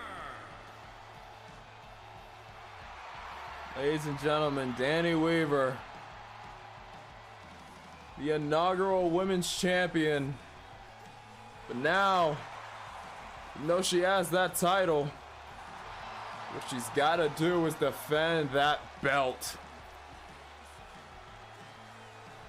GG to all the women that participated in this tournament. And a huge GG to Aaliyah Amir. Almost overcame every odd to take that title herself. But in the end, the weave to perfection is a hell of a damn move. Congratulations to Danny Weaver. GG to Lilith Knight and Aaliyah Amir. Once again, GG to all the women in this tournament. GG to the champions, newly crowned and old holders alike. And that will be all for DKW this year. Thank you all for watching. It is really appreciated. For everyone that signed on, who shot their cause in to DKW in 2022, thank you. This is going to be our last show of the year. It's also going to be our last show until February. We're going to get a little bit of a break to see if I can work on stream, add some small things, test some small things, maybe add some redeems for you guys to play around with, stuff like that, to make it more interactive and less of you guys watch me commentate this. You know? I want to try add more. Appreciate the stream. Thank you. But like I said, thank you all for watching. It is really appreciated. We are going to go send out a raid